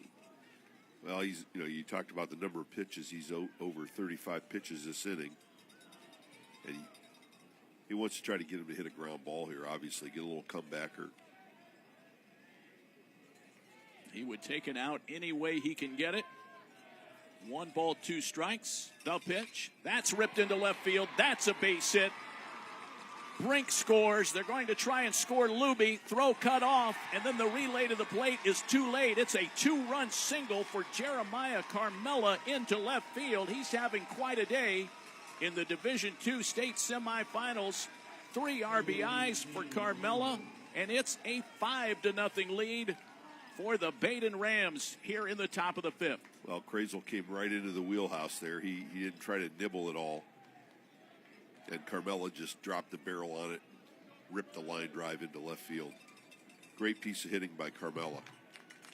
That will be the final pitch of the day for Nathan Krazel, the junior. The Badin Rams have reached him for 4 runs so far in the 5th. They are not out yet, still 2 outs, and Xander Arnold will be the hitter against Brandon Tillman. We'll take this pitching change timeout. Tell you more about the new pitcher for Padua when we return. It's now 5-0 Badin in the 5th. Now these messages from the OHSAA. You're listening to coverage of the state baseball tournament on the NFHS and OHSAA radio networks. All brought to you by Chocolate Milk. You practice hard, you play hard. You're always reaching for your goals. You reach for the next point, the next yard, the next win. And after the game, reach for low-fat chocolate milk. It has the fluids to rehydrate you, the right mix of protein and carbs to refuel you, and the vitamins and minerals to help you build strong bones and bodies. Fuel up with chocolate milk. For more information, visit drink-milk.com. Welcome to the home of Gridiron Legends, the newly renovated Pro Football Hall of Fame in Canton, Ohio. Walk among the immortals of football inside the Hall of Fame gallery. Here you can stand face to face with the men who built America's game. Relive the greatest moments of Super Bowl history in the Lamar Hunt Super Bowl gallery and stand before the Vince Lombardi Trophy. While the NFL Today gallery is home to the NFL's most recent record-breaking moments. Plan your visit to the Pro Football Hall of Fame today at profootballhof.com. You are listening to the State Championship High School Baseball Tournament on the Ohio High School Athletic Association Radio Network. Well, here we go as we continue in the bottom of the 5th inning. Brandon Tillman will come into the ball game. He is a freshman right-hander. And he will take over for Nathan Krazel, who just ran into that vaunted Badin offense here in the 5th inning. Jeff, a big hit by Jeremiah Carmella, 3 RBIs in the ball game. He is really rising to the occasion. Yeah, that was a great at bat. And like I said, Krazel just came right, threw him a fatty, and he didn't miss it. Tillman is ready to go. And he'll be facing Xander Arnold. He is the 9th batter of the inning, and he belts a fly ball to left. Martin is there, though, and he makes the catch. Tillman throws 1 pitch and puts out the fire, but 9 men come to the plate. They score 4 times in the inning. 3 hits. There were no errors. 2 runners were left on base. Middle of the 5th inning. It's now Badin 4, Badin 5, Padua nothing. We'll pause for these words from the OHSAA on the NFHS and OHSAA radio networks. Brought to you by Chocolate Milk. Spectrum News 1, a new kind of news channel dedicated to refreshing storytelling and empowering communities across the Buckeye State. With your local forecast every 10 minutes and all of the essential news you need 24/7. Plus, in-depth shows and exclusives focused on your community. Always Ohio, always refreshing, always on. We are Spectrum News 1, exclusively on Spectrum. KidsLinked.com is a one-of-a-kind family resource for parents to find local kid-friendly activities, family events, cool deals, and fun things to do. KidsLinked publishes helpful print and online family resource guides, hosts their signature Kids Fest family festivals, as well as the Columbus Children's Festival in June and the Learning Rocks Education Expo each November. Check out KidsLinked.com for all the information parents need in one convenient place. That's KidsLinked.com.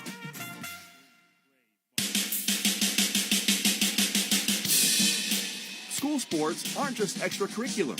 They are extra important. Find out more at ohsaa.org. We're back at Canal Park. OHSAA State Tournament. First pitch swinging. Trey Martin grounds at the shortstop. 1 out here in the bottom of the 5th inning. Just joining us, Hamilton Badin leading this one 5-0. In this state semifinal game in Division II. 1 down brings up designated hitter Jacob DeLiba. DeLiba 0 for 1 this afternoon, grounded out to second in his first at bat. First pitch swinging, ground ball up the middle. Nice play by second baseman Austin Buckle. Great job ranging to his right up the middle behind the bag. And throws out DeLiba. 2 down here in the bottom of the 5th inning. That'll bring up the right fielder, Matt Lowe. Well, Jeff, great job. 2 outs, and I missed them both. I had to try to get us back on track. Yeah, nice that job. was a long inning. All right, Matt Lowe is at the plate. So DeLiba grounded out. 2 gone. As Caleb Dreesen is now working with a 5-0 lead. Boy, what a turn of events. After a pitcher's duel through 4. But the floodgates opened in the 5th, and 4 big runs for the Badin Rams. Well, Dreesen sat for a long time, but it didn't Sure bother did. him. 2 pitches, 2 outs here in the 5th. Here's a ground ball to short. Alice ranging to his left, scoops it up, wings it to first in time. That retires the side. Man, I'm exhausted. That was a 4-pitch inning. You need to go get a drink more often. We'll get back on track here. All right, we are through 5. Nothing across for Padua in their half of the 5th. We head to the 6th. Badin 5, Padua nothing. Time for these words from your local stations on the NFHS network and the OHSAA radio network. It's all brought to you by Chocolate Milk. The year was 1907. The Cubs won the World Series and the Ford Model R hit the assembly line. While here in Ohio, school administrators came together to form the Ohio High School Athletic Association. One thing that hasn't changed since 1907 is the dedication of the OHSAA to education-based athletics in Ohio. School sports teach responsibility, sportsmanship, and life lessons that stay with students long after their playing days are over. The OHSAA seeks to prepare students not for the next level of sport, but for the next level of life. I love playing sports, especially for my school. And that's because school sports are special. It's where it's safe to fail. It's where we're taught resilience, where our fear becomes confidence. It's where we learn to get back up after every fall. School sports are where 7.8 million students go from I can't to I can. This message presented by the OHSAA and the Ohio Interscholastic Athletic Administrators Association.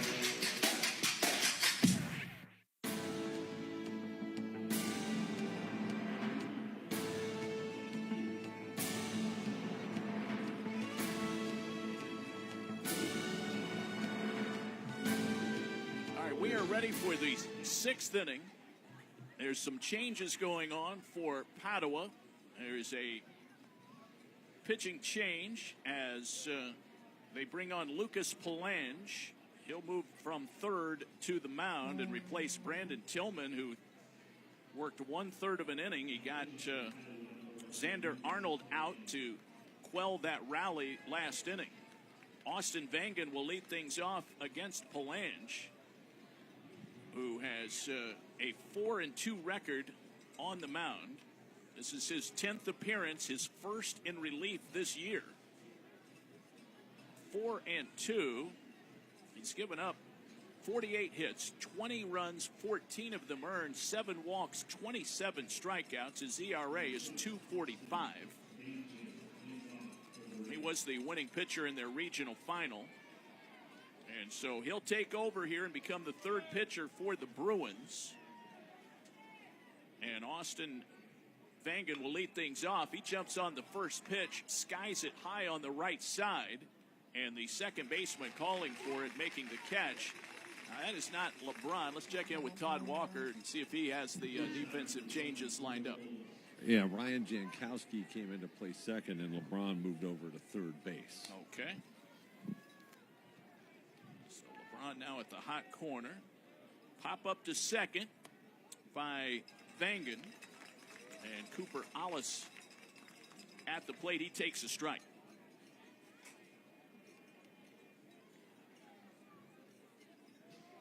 Lucas Palange now pitching in a 5-0 ball game. Breaking the action now at the plate as Keith Biatolo is shouting something over toward the Padua dugout.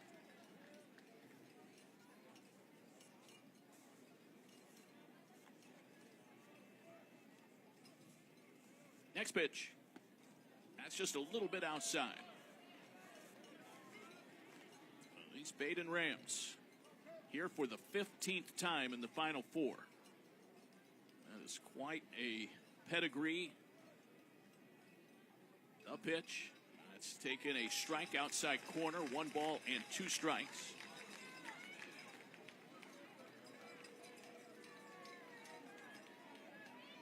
We still have action going in the Bruins bullpen as Nick Hoffner is throwing. He is a senior. And the new second baseman in the ball game is Ryan Jankowski. He's also a senior. 3-2 is outside. It's ball 4. So a walk to Cooper Alice. Walks played prominently in that 5th inning rally, Jeff. Yes, they did. And that, sending 9 guys to the plate. Great inning, great patience. Crazel just kind of, got off the strike zone a little bit there. Ground ball sharply hit to short. They throw to second. That's 1. On to first, not in time. That was beaten out at first base, so they prevent the double play. Alice is retired. Zimla makes the play to Jankowski. That was Brink, his first at-bat of the ball game. And he reaches on the fielder's choice. Good hustle to prevent the double play. Here's Chase Luby, and he belts one high in the air to right field. Low going back, still going back. Can he make another fantastic catch? He does! Great Sprinting range. back, he makes the catch. Great range. Luby denied on the deep drive to right. Put a star by that one. Matt Lowe, his second great catch of the ball game. No runs, no hits, no errors, 1 walk, 1 left. Middle of the 6th inning. It's Badin 5, Padua nothing. Now these words from the Ohio High School Athletic Association. This is the state baseball tournament on the NFHS and OHSAA radio networks. All brought to you by Chocolate Milk. You practice hard, you play hard. You're always reaching for your goals. You reach for the next point, the next yard, the next win. And after the game, reach for low-fat chocolate milk. It has the fluids to rehydrate you, the right mix of protein and carbs to refuel you, and the vitamins and minerals to help you build strong bones and bodies.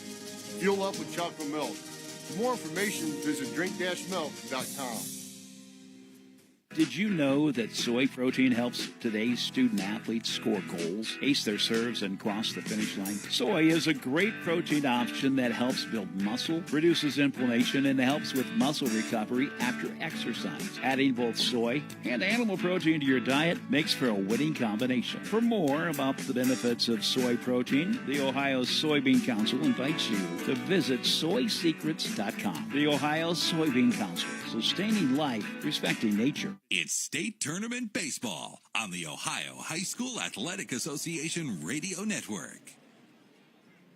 Well, it's the bottom half of the sixth inning, and Padua comes to the plate down by 5 in this Division II state semifinal. Zach Zimla will lead things off, followed by Manny LeBron and Makai Williams. The Bruins have not been able to solve Caleb Dreesen. They have had just one hit, and it was their leadoff batter of the ball game, Makai Williams. Zimla is 0 for 1 here in the state semis. And this one is driven to center, but it's going to hang up for James Brink, who makes the catch. A line out to center field, and Manny LeBron will come to the plate. That ball was hit pretty well by Zimla, but Dreesen is working on a one-hit shutout here in the sixth inning, trying to get the Rams to the state final game on Sunday morning at 10 a.m. Here's the kick and the pitch to LeBron, and it's taken outside. Todd Walker, we saw James Brink make that catch. He's playing for Chandler Taylor. Yeah, Chandler's down here in the dugout walking around like he's okay, maybe a slight limp, but I think they just wanted to be extra careful with him. But I would feel good about his chances to be back out there for the championship game should they hold this lead. It doesn't look like anything serious for him. He was injured while running the bases during the fifth inning. This one is inside for a ball. It's 2 balls and 1 strike to Manny LeBron, who is now playing third base. Number 9 hitter in the order for Ryan McSweeney.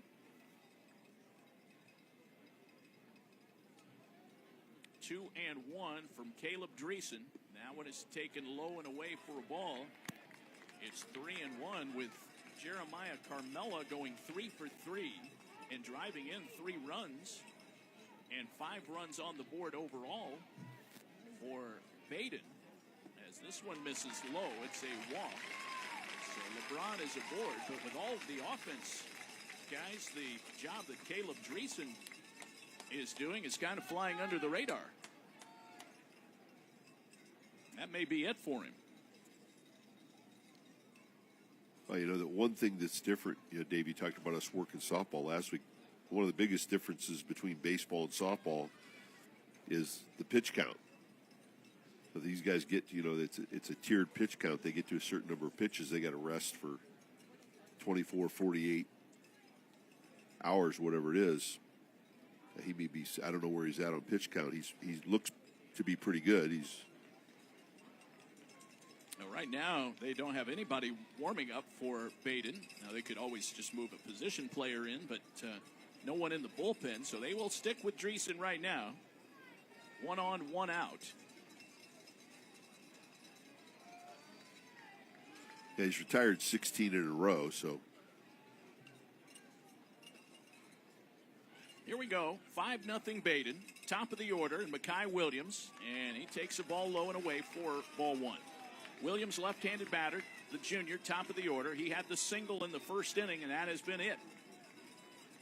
Dreesen hit Erie Bellina in the 4th and has walked LeBron here in the 6th.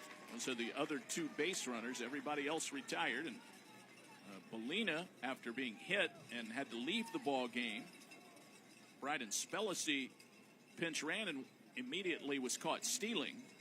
And now time is called while some relievers for Badin head down to the bullpen in right field. It gives us a chance to pause 10 seconds for station identification on the OHSAA radio network.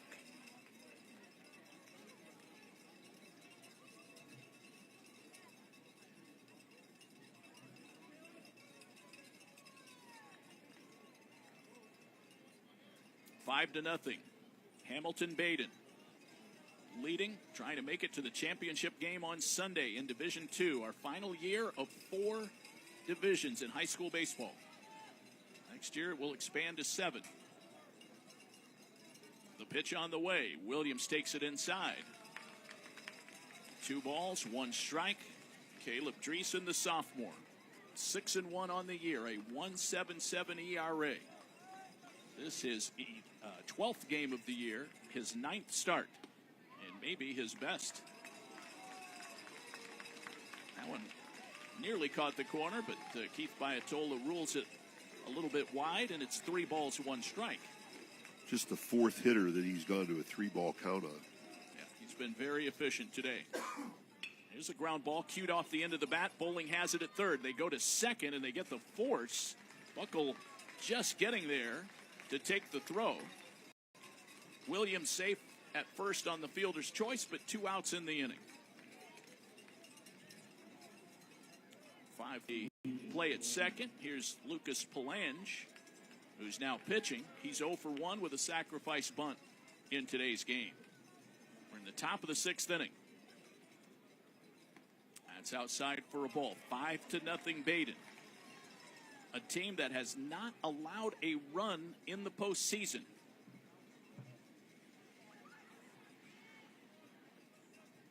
Next pitch. Swing and a miss. Waiting in the wings, West Branch and Indian Creek. That game scheduled for 1 o'clock.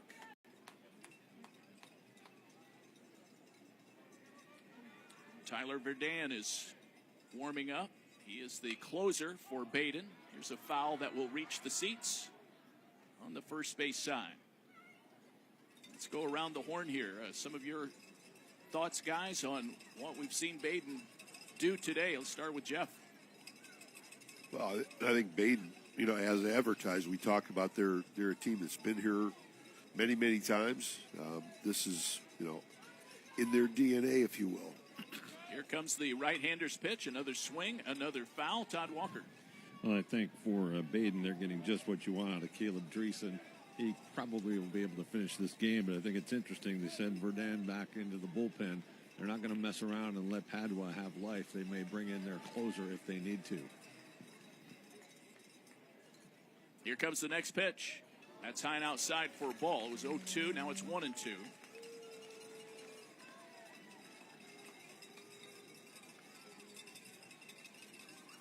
Runner at first base is Makai Williams. He does have 18 steals, not running with a 5-0 lead. Here's a fly ball, very shallow right field. Calling for it is the right fielder, Luby. He makes the catch.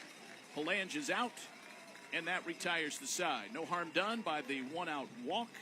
No runs or hits, no errors, 1 runner left. Padua has stranded 2 in the ball game. It's a shutout so far for Caleb Dreesen. We've played 6. And we head to the 7th and final inning in this D2 state semifinal. Badin 5, Padua 0. We'll pause for these local station messages on the NFHS and OHSAA radio networks, brought to you by Chocolate Milk. Hey, sports fan! Did you know the OHSAA is among the national leaders in social media? Check out the OHSAA's social media platforms for news, tournament information, accomplishments, helpful links, and all the items available in the fan guide, including photos, DVDs, and publications. Check out OHSAA Sports on Twitter, Facebook, Snapchat, and Instagram. And who knows, you may be the next featured face. You wanted to be a teacher when you were little, but as you grew up, things changed. Teaching just didn't seem like the best option anymore, so you decided to become something else. But what would your 12-year-old self say? Interesting and innovative things are happening in teaching today, so it's time to put it back on your list. Don't try to convince yourself otherwise. You had it right the first time. Find out how you can make more at teach.org. Make more. Teach. Brought to you by Teach and the Ad Council.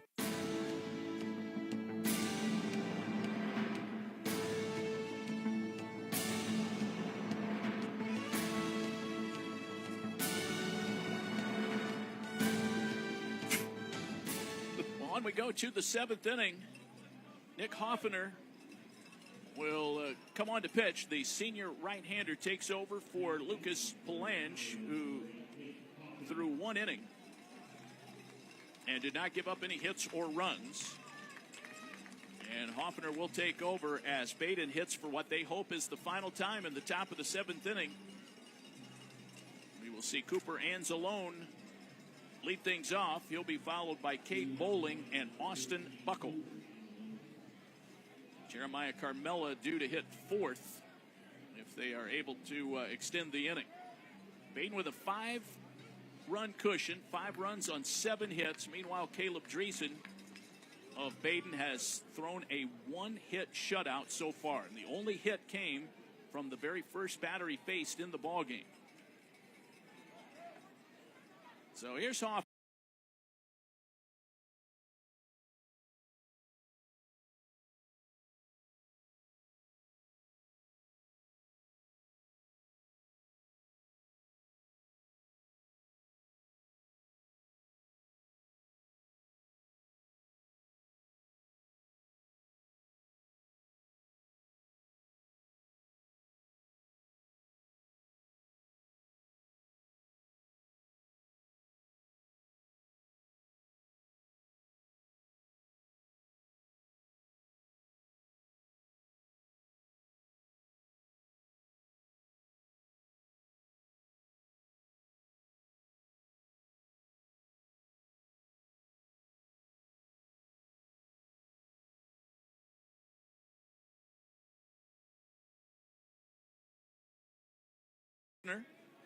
The right-hander, and he fires to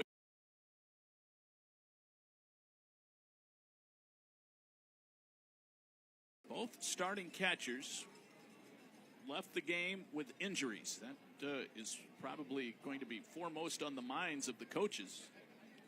Swinging a shot towards second, gloved by Jankowski. Over to Zemla 1, and the throw back to first not in time. Bowling legs it out to prevent the double play. Nice snag at second by Jankowski. They get the lead runner.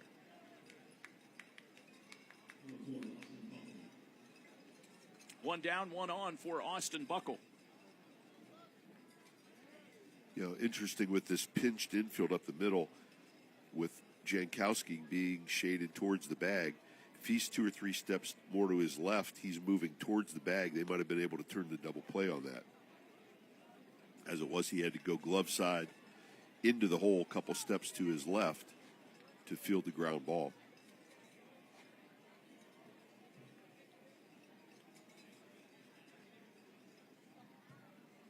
First pitch to Buckle popped up, and that's back and out of play.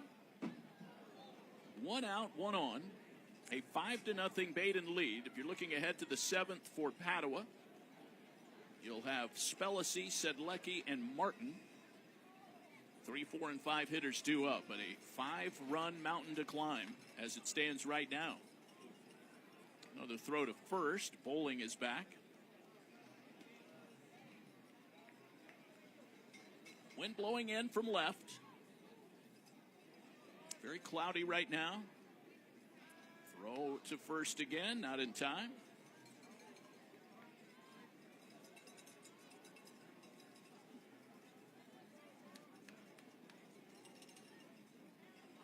Hoffner 2-1 on the season. This one lifted in the air to right.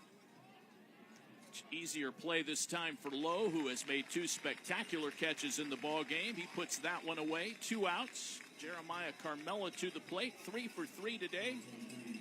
3 RBIs. The undisputed offensive MVP for the Rams.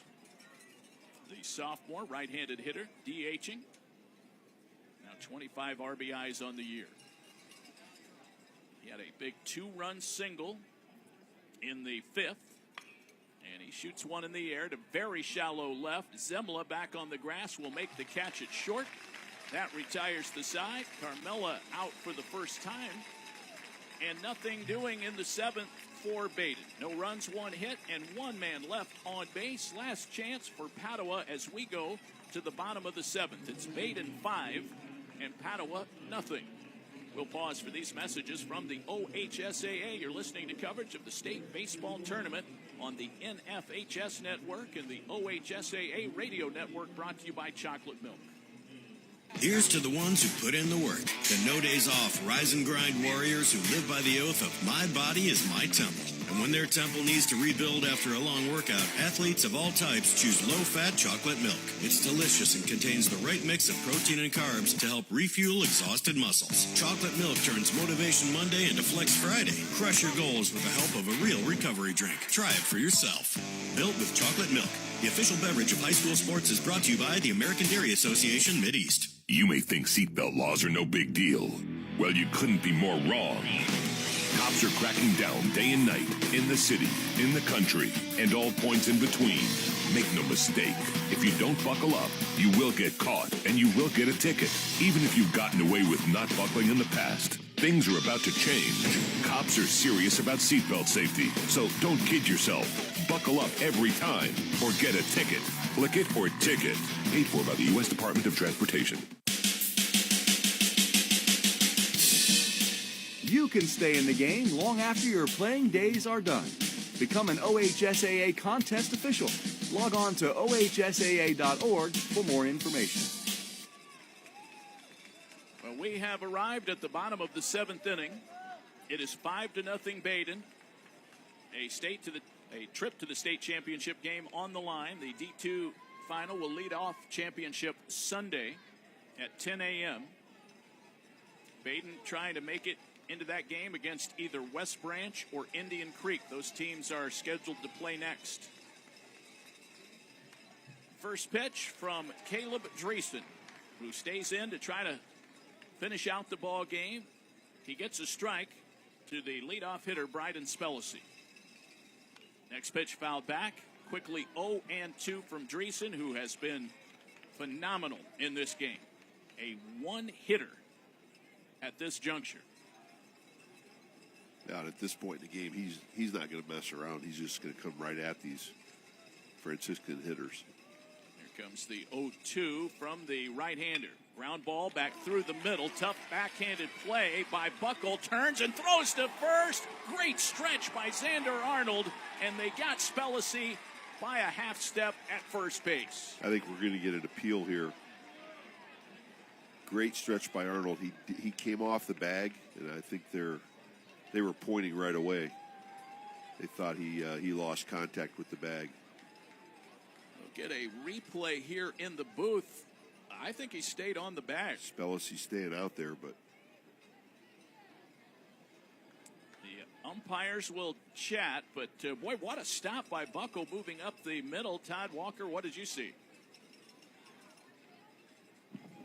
I didn't have the best angle for the foot on the bag. I'll tell you what, it was a heck of a stretch, but I could not give you a definitive answer from my angle at that point, unfortunately. But I don't think they're going to overrule this. But, as long as they're talking, you have a chance, and certainly nothing to lose for Padua because they need any break here. Oh, they're going to overrule it. Wow.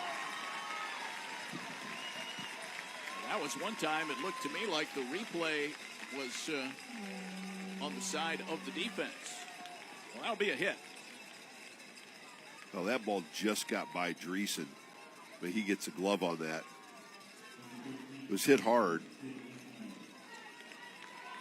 He just couldn't get the glove down in time to make a play. Okay, so that's the second hit for Padua. And the batter is Spencer Sedlecki. He's 0 for 2. Brian Treadway had his say after the call was reversed. They continue to have action in the Badin pen. This one is taken high by Sedlecki. Runner at first base for Padua. That is just their 4th base runner of the day. Sedlecki batting with Trey Martin on deck. This one is taken a strike. And it's 1-1.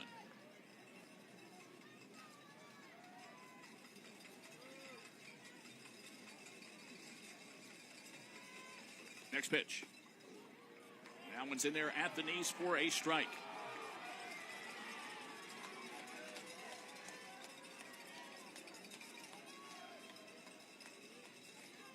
5-0 Badin. They scored 4 of those runs in the 5th inning. Next pitch. Fouled away, left side. That'll be out of play. It's still 1 ball and 2 strikes from Caleb Dreesen. He has just 3 strikeouts. He has pitched to contact here in this state semifinal.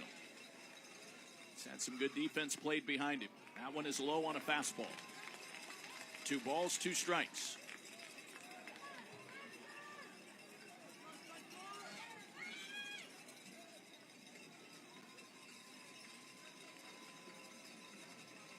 The pause by the sophomore. He deals. That's inside for a ball. It's gone full now. 3 balls, 2 strikes. The starters are the pitchers of record. Nathan Krazel on the Padua side worked 4 2/3 innings, walked 3, struck out 3, swinging a foul off the front of the third base dugout. We'll do it again at 3 balls and 2 strikes. Caleb Dreesen, of course, still going strong for the Badin Rams. Our second game was scheduled for 1 o'clock between West Branch and Indian Creek. 3-2. And the kick and the pitch. That one is strike 3 call inside corner. I don't think that Sedlecki agreed. It's the 4th strikeout for Caleb Dreesen. 1 gone. Here's Trey Martin.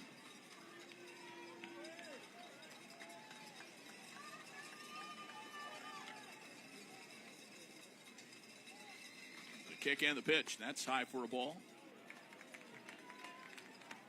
1-0. Dreesen trying to get the Rams to the finish line here in the state semifinal. And that one is taken low, maybe a little bit outside, or did he call that a strike? I think it's 1-1 now.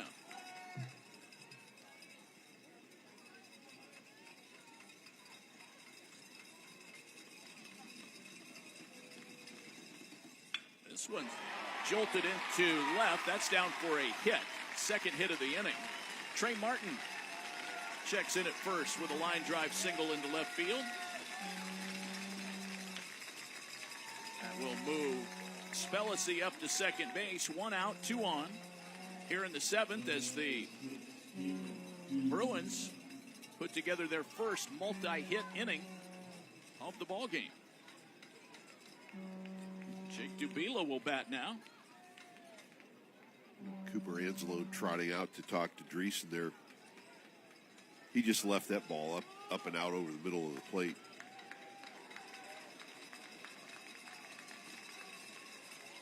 Here's Dubila. 7th inning, 5-0 Badin. And the pitch. That's going to be over for a strike. Later tonight, the Division I semifinals. Should say this afternoon and tonight. Twinsburg and Olentangy Berlin coming up around 4 o'clock, and then Perrysburg and Mason under the lights at 7. Strike call, 0-2. A bit of a delayed call there by Keith Biatola.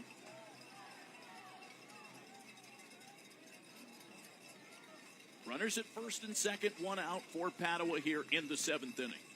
Matt Lowe is on deck. Dubila coming back from a broken ankle to play in the final 6 games of the year. Here is the pitch. Now it's strike 3 call at the knees inside corner. That is back-to-back called third strikes that the Bruins did not necessarily agree with. 5 Ks for Dreesen. And now the Bruins are down to their final out. Matt Lowe at the plate. 0 for 2 with the bat. He's made 2 fine catches in the field. Sun is back out now all of a sudden. That one's low and away for a ball. 1 ball, no strikes.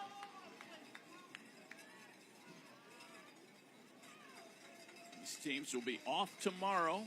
The winner of this game will be off tomorrow and play again on Sunday in the championship game. Strike call.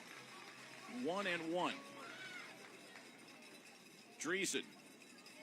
He is pitching right now with a sense of purpose. He wants one more out to get the complete game and the shutout.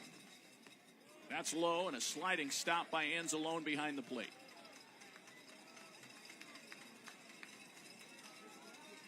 He's given up 2 hits. One of them an infield hit here in the 7th. The Badin faithful a little quiet right now. 1 out away from victory. 5-0. This team has scored 55 runs in the state tournament and given up none. 2-1. That's a strike call. 2-2. The Rams are 1 strike away. This is a conditioned fan base. Now they're up. 2-2 from Caleb Dreesen.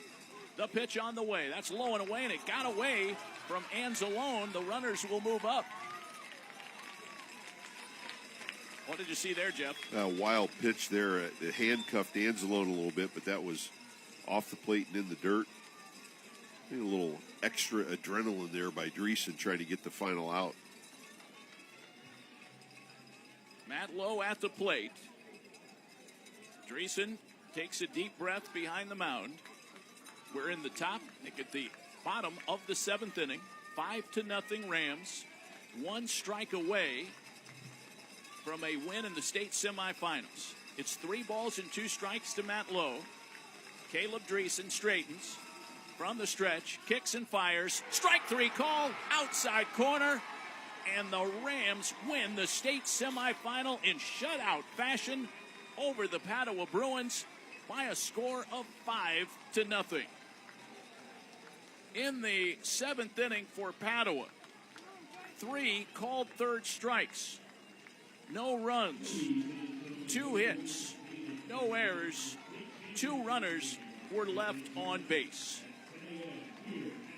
The Rams move on to Sunday's championship game against either West Branch or Indian Creek after a very impressive semifinal win here at Canal Park. Dreesen hadn't struck out a hitter since the 3rd inning. Second out in the 3rd inning, he struck out Manny LeBron at the bottom of the order. Strikes out 3 here in the 7th, all 3 of them looking.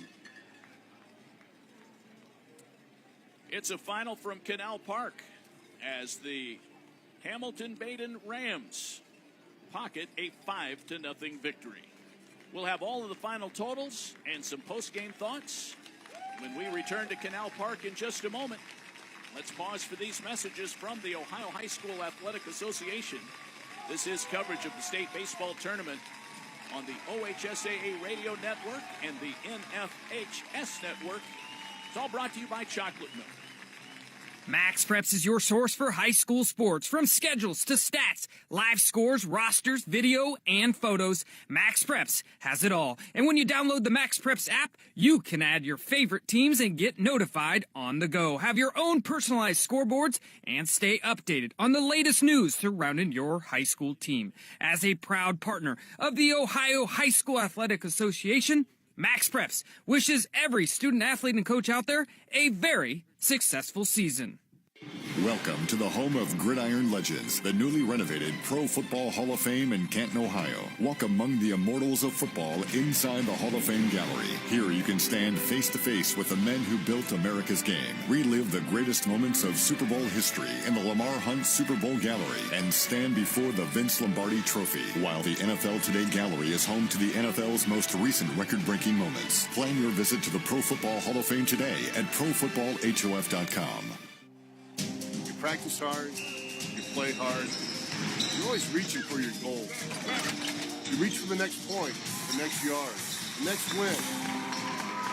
And after the game, reach for low-fat chocolate milk. It has the fluids to rehydrate you, the right mix of protein and carbs to refuel you, and the vitamins and minerals to help you build strong bones and bodies. Fuel up with chocolate milk. For more information, visit drink-milk.com. This isn't Madison Square Garden. These drills probably won't make anyone a #1 draft pick. But these players are practicing for something important.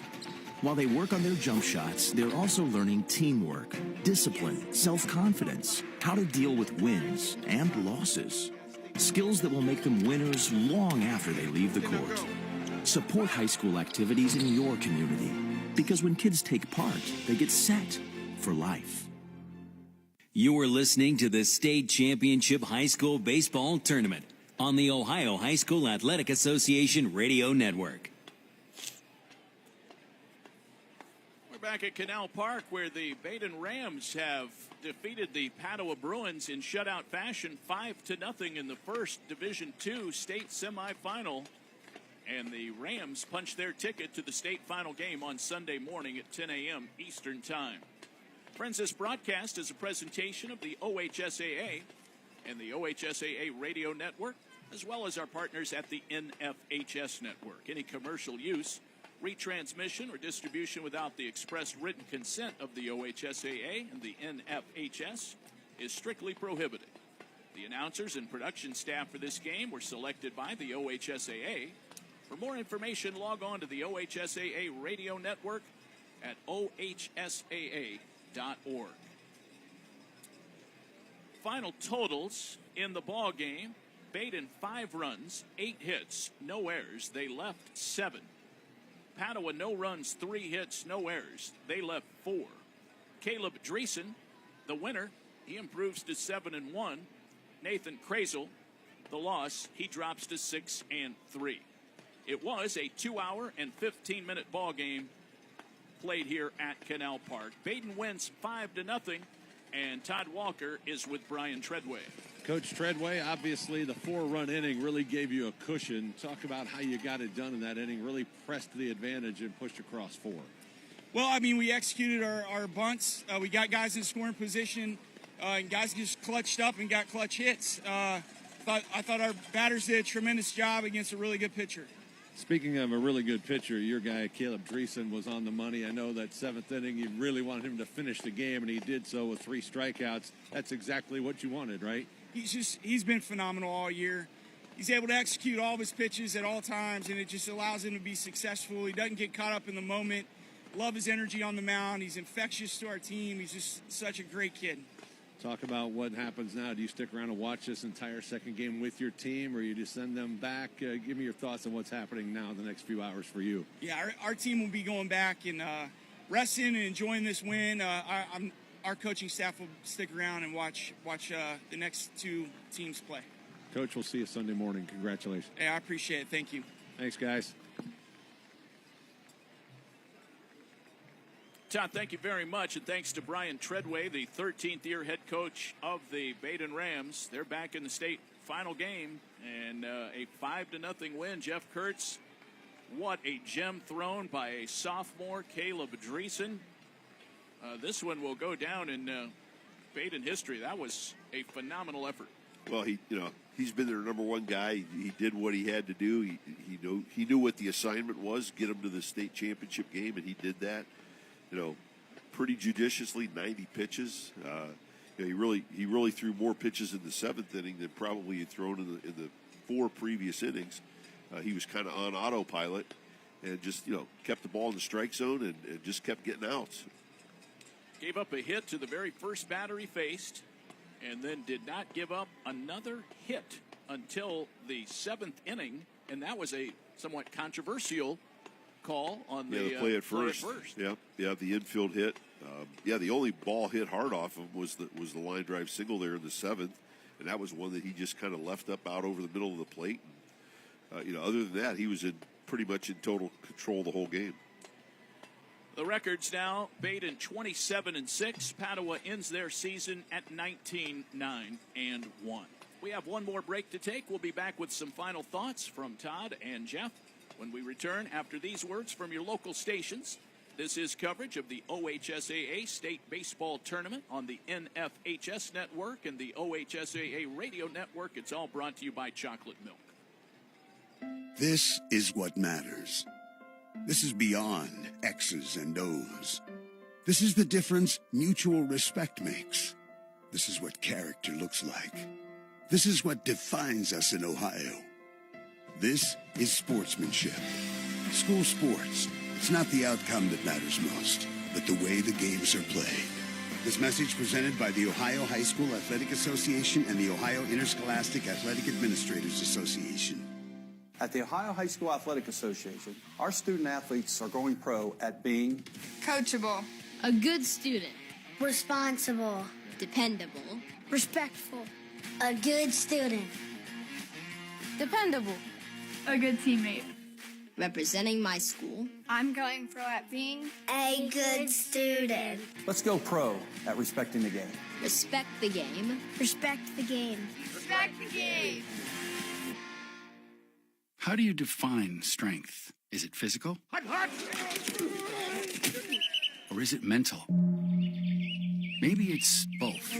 Maybe it's whatever empowers a person to dig deeper, fight harder, and overcome obstacles that once seemed insurmountable.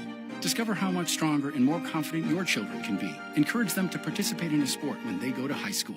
This message presented by the Ohio High School Athletic Association and the Ohio Interscholastic Athletic Administrators Association. I can't believe he found them. He seems sorry. We very clearly told him not to look up there. I'm honestly impressed that he was able to do it. Right? What, did he balance on that big chair? Yeah, I mean, I guess he'll just know what his gifts are this year. I really thought we had hidden them well.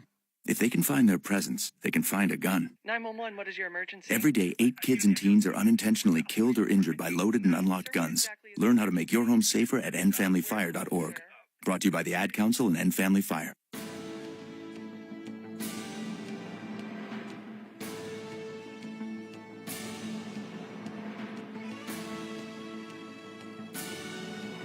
One final time on our coverage of the Division II state semifinals. We have been given a game time for our upcoming matchup between West Branch and Indian Creek. That will be a 1:20 first pitch, so slightly behind schedule due to the 2 hour and 15-minute first game.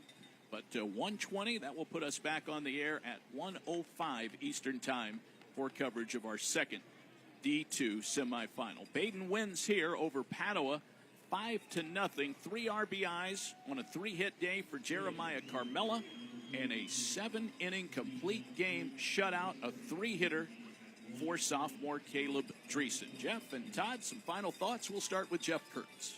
Well, it was a great first game to get this tournament underway, and two good teams. The next game is going to be two teams have never been here before, so it's going to be interesting to see how semifinal number 2 plays out. But great job by Dreesen on the bump today, and Badin back in the state championship game for another time. They're just keep rolling.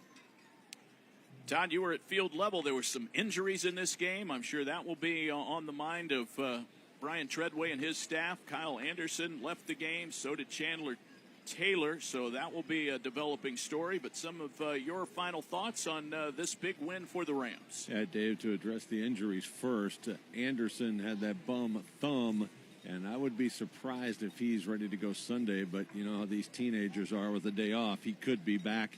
He was icing that at the end of the game. As for Chandler Taylor, I think that was more of a scare than anything. He was walking around the dugout totally unencumbered at the end of the game and had a very happy look on his face. So I think he'll be fine. As for this game for Badin, other than Anderson possibly being missing, you couldn't draw it up any better. Like Jeff said, Caleb Dreesen was on point.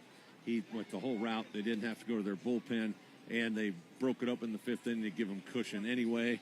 So they should be primed to break that long skid or long break between state championships. You know, this is a proud program. They've been here 9 times since their last championship. They feel like this is the year they're going to break through. And certainly today's result, the way they got it done, the attitude they used to do it, would tell you nothing but they are primed to win the championship Sunday. However, a couple of first-timers here, as Jeff pointed out, want to spoil the party come Sunday morning at 10. We'll see who gets it done here in game number 2. All right, Todd, great work. We'll hear from you again coming up during our pregame of game number 2. Awesome work from down below. We look for Bo Chaney, another sophomore, to be the starter for Badin. Of course, that is subject to change, but that's the way they worked it in the regional, Jeff. And so we'll see another sophomore hurler come out here on Sunday morning, but I'm sure they'll be talking over all of those lineup and personnel decisions. But a 5-0 win, that has to be a sweet feeling for these Rams. No doubt about it. And, great baseball action just getting started here at Canal Park for the state championship tournament. All right, Jeff, we'll talk to you again in some 30 or 40 minutes when we get back for our pregame show for Game 2. Excellent work today, my friend, as always. Thanks. It's been great working with you. All Looking right. forward to another one. Once again, our final score in this OHSAA Baseball Division II State Semifinal. It was Hamilton-Badin 5, Padua-Franciscan 0. Tune back into the NFHS Network, and the OHSAA Radio Network at 105 for our coverage of West Branch and Indian Creek. First pitch is scheduled for 1:20 Eastern Time.